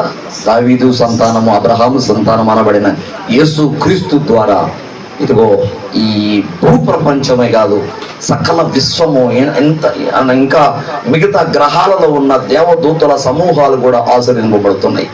యేసు క్రీస్తు భూమి మీద జరిగించిన రక్త ప్రోక్షణ ద్వారా అందరికీ పాపక్షమాపణ వచ్చేసింది. పరలోకంలో కాదు, ఇతర గ్రహాల మీద ఉన్న దేవదూతలు కూడా వారి పాపాలు కడుక్కునే గొప్ప అవకాశం యేసుక్రీస్తు 2000 సంవత్సరాల క్రితం భూమి మీద చిందించిన రక్తము ద్వారా కదా. అన్ని వంశములు, అన్ని జనములు ఆశీర్వదింపబడ్డాయి. కాబట్టి నువ్వు కూడా దేవుని కొరకై ప్రతిష్ఠ చేసుకుంటే నీ సంతానము ద్వారా, నీ పిల్లల ద్వారా అనేక మంది జనాంగములను దేవుడు ఆశీర్వదించదలిచాడు. కాబట్టి ప్రతిష్ఠ చేద్దాం. ఇంకా ఆలస్యం చేయకుండా దేవుని కొరకు తీర్మానం చేద్దాం. తలలు వంచండి, ప్రార్థన చేద్దాం. స్తోత్రము తండ్రి, స్తోత్రము నాయన, సకల ఆశీర్వాదములకు కారణభూతుడు అయిన మా దేవ, మహాపరిశుద్ధుడానికి వందనాలు, స్తోత్రాలు. ఈ రోజున ప్రభువా ఇదిగోరా తండ్రి, అబ్రహాము తన కుమారుణ్ణి ఇయ్యడానికి వెనుక తీయలేదు. యొఫ్తా తన కుమార్తెని నీ కొరకు ప్రతిష్ఠ చేయడానికి వెనుక తీయలేదు. ప్రభువా పౌలు తన జీవితాన్ని నీ కొరకు ప్రతిష్ఠ చేయడానికి వెనుక తీయలేదు. భార్య పిల్లలను చూడలేదు. ఇదిగో తన తల్లిదండ్రుల గురించి పట్టించుకోలేదు. కానీ వాళ్ళకి చేయవలసిన జాగ్రత్త చేశాడు, కానీ తన జీవితాన్ని మాత్రం నీకు అర్పితం చేశాడయ్యా. ఇదిగో పౌలు ద్వారా ఎంతో మంది, లక్షల మంది ఆశీర్వదింపబడ్డారు. ఇదిగో నాయన, మేము కూడా పౌలు వలె మమ్మల్ని మేము ప్రతిష్ఠ చేసుకున్నప్పుడు, ఇదిగో అబ్రహాము తన కుమారుని ఇచ్చినట్లుగా మేము కూడా మా పిల్లల్ని నీ పరిచర్యకు మేము ప్రతిష్ఠ చేసినప్పుడు, యొఫ్తా తన కుమార్తెను ఇచ్చినట్లుగా మేము మా కుమార్తెలను ఇదిగో నాయన నీ పరిచర్య కొరకు ప్రతిష్ఠ చేసినప్పుడు, వాళ్ళ పేర్లు ఎలాగైతే ప్రతిష్ఠ చేయబడ్డాయో ఇదిగో నాయన వాళ్ళ గురించి మేము ఎలాగైతే చెప్పుకోగలుగుతున్నామో, మేము కూడా అలాగున ప్రతిష్ఠ చేసినప్పుడు మా పేర్లు కూడా చిరస్థాయిగా నిలిచిపోయేటట్లుగా చేస్తావు అయ్యా. నీకు వందనాలు. లేకపోతే భూమి మీద మా పేర్లు మరుగు చేయబడతాయి అయ్యా. ఈనాటికి కూడా అబ్రహాము చనిపోయినా, దావీదు చనిపోయినా, మోషే చనిపోయినా, పౌలు చనిపోయినా, అపోస్తలులు అందరూ చనిపోయినా వాళ్ళు ఇంకా జీవించే ఉన్నారు ఈ భూమి మీద. మనుషులలో వాళ్ళు మెదులుతూనే ఉన్నారు. వారి పేర్లు ఇదిగో మోగుతూనే ఉన్నాయి నాయన. కానీ ధనవంతుడి పేరు రాయడానికి కూడా నువ్వు ఇష్టపడలేదు నాయన. అయ్యా ఇదిగో నాయన, ఈ లోకాన్ని సంపాదించుకొని వెండి బంగారాన్ని సంపాదించి తరతరాలకు సరిపడా ఇదిగో సంపాదించిన ప్రాణమా తిను తాగు సుఖించు అని చెప్పుకున్న ధనవంతుడి పేరు కూడా నువ్వు నీ గ్రంథంలో రాయడానికి ఇష్టపడలేదు నాయన. నీకు వందనాలు, స్తోత్రాలయ్యా.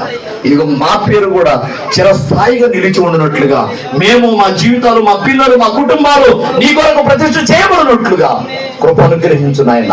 మా ద్వారా అనేక మంది ఇదిగో జనములు, కుటుంబాలు ఇదిగో నాయన రక్షణలోకి వచ్చినట్లుగా మా ద్వారా కార్యము చేయదలిచావు గనక ఇదిగో నాయన మమ్మల్ని మేము ప్రతిష్ఠ చేసుకుంటున్నాం.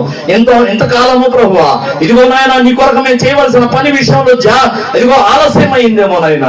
ఇక నుంచి అయినా కానీ ప్రభువా మేము సమర్పణ కలిగి, త్యాగం కలిగి, నీ కోసం మేము ఏదైనా ఇవ్వడానికి సిద్ధం కలిగి, అబ్రహాము కుమారుణ్ణే ఇచ్చాడు. మేమైతే ఆఫ్టర్ తుచ్చమైన ధనమును నీ పరిచర్య కోసం ఇవ్వడానికి వెనకంజ వేస్తున్నాం అయ్యా. మమ్మల్ని మన్నించయ్యా. అబ్రహాములో ఉన్న ఆ త్యాగము, యొఫ్తాలో ఉన్న త్యాగము, పౌలులో ఉన్న త్యాగము కనీసం 100% కూడా, 100లో 1% కూడా మాలో లేకుండా పోతుందయ్యా. మా కుమారుని అడగలేదు, మా కుమారుని బలివ్వమని నువ్వు అడగలేదు. యొఫ్తా బలిచ్చినట్లుగా ఇదిగో నీ కొరకు ప్రతిష్ఠ చేసినట్లుగా మా కుమార్తెని ప్రతిష్ఠ చేయమని నువ్వు అడగలేదు. కానీ పరిచర్యకు చిన్న చిన్న గుప్పిడు విప్పమంటేనే మేము వెనకంజ వేశాము. మమ్మల్ని మన్నించయ్యా. క్షమించు ప్రభువా. ఇదిగో నీ కోసము మా జీవితాన్ని అర్పితం చేయనట్లుగా ఈ రోజు తీర్మానం చేస్తున్నాం. కృప అనుగ్రహించు నాయన, మమ్మల్ని దీవించు, మా బిడ్డలను దీవించు. ఇదిగో నా తండ్రి, నీ పనిలో మా కుటుంబాలు ఆశీర్వదింపబడాలి. నీ పనిలో మా కుటుంబాలు ఇదిగో పరిచయం చేయాలి నాయన, అర్పితమైపోవాలి ప్రభువా. నీ కోసం మేము నలిగిపోతేనే, నీ కోసం కరిగిపోతేనే మాకు విలువ అయ్యా. మా జీవితాలు ఇతరుల కోసం, లోకం కోసం, సాతాను కోసం కరిగిపోతే విలువ లేదు నాయన. అయ్యా ఇదిగో నా తండ్రి, ఈ రోజు మాతోటి సూటిగా మాట్లాడినందుకు నీకు వందనాలు, కృతజ్ఞతలు అయ్యా. ఇదిగో నా తండ్రి, మేము సమర్పణ కలిగి, త్యాగము కలిగి, ప్రతిష్ట కలిగి అయ్యా నీ ఎదుట మేము ప్రమాణం చేస్తున్నాం. కృపద ఇచ్చేయి, మమ్మల్ని వాడుకో నాయన. నీ నోటి బోరగా మమ్మల్ని వాడుకో. మాకు చేత కాకపోతే కనీసం మా వంతుగా మేము కొంత ఖర్చు పెట్టైనా అయ్యా ఇదిగో నేను ప్రకటించే వాళ్ళని పిలిచి మేము ప్రకటింపజేయనట్లుగా కృపద ఇచ్చే. ఈ రోజు మాకు కళ్ళు తెరిచినందుకు వందనాలు, కృతజ్ఞతలు ఉన్నాయి. చెప్పబడిన మాటలు నీ బిడ్డల హృదయాల్లో స్థిరపరచు ప్రభువా. అయ్యా ముద్ర వేయనైనా సాతానుడు ఇక్కడి నుంచి బయటికి వెళ్ళగానే ఈ విషయాలు మర్చిపోయేటట్టు చేస్తాడు. కానీ అలాగ మర్చిపోకుండా నీ బిడ్డల హృదయాల్లో నూరంతలుగా ప్రతిఫలింపచేయి. నీకే వందనాలు. ఇది మొదలుకొని ప్రభువా, త్యాగము, సమర్పణ, ప్రతిష్ఠిత నీ కోసము మొదలవును గాక. నీకు వందనాలు. ఇదిగో నా తండ్రి, నీ పరిచర్యను మేము పరిగెత్తి చేయాలి. భూమి మీద ఉండగానే నీ పరిచర్య చేసే అవకాశం, ప్రాణాలు పోయిన తర్వాత మేమేం చేయలేం అయ్యా. నీకు వందనాలు. ఇదిగో మేము అక్కడికి వచ్చిన తర్వాత లెక్క అప్పచెప్పే వాళ్ళంగా ఉండాలి.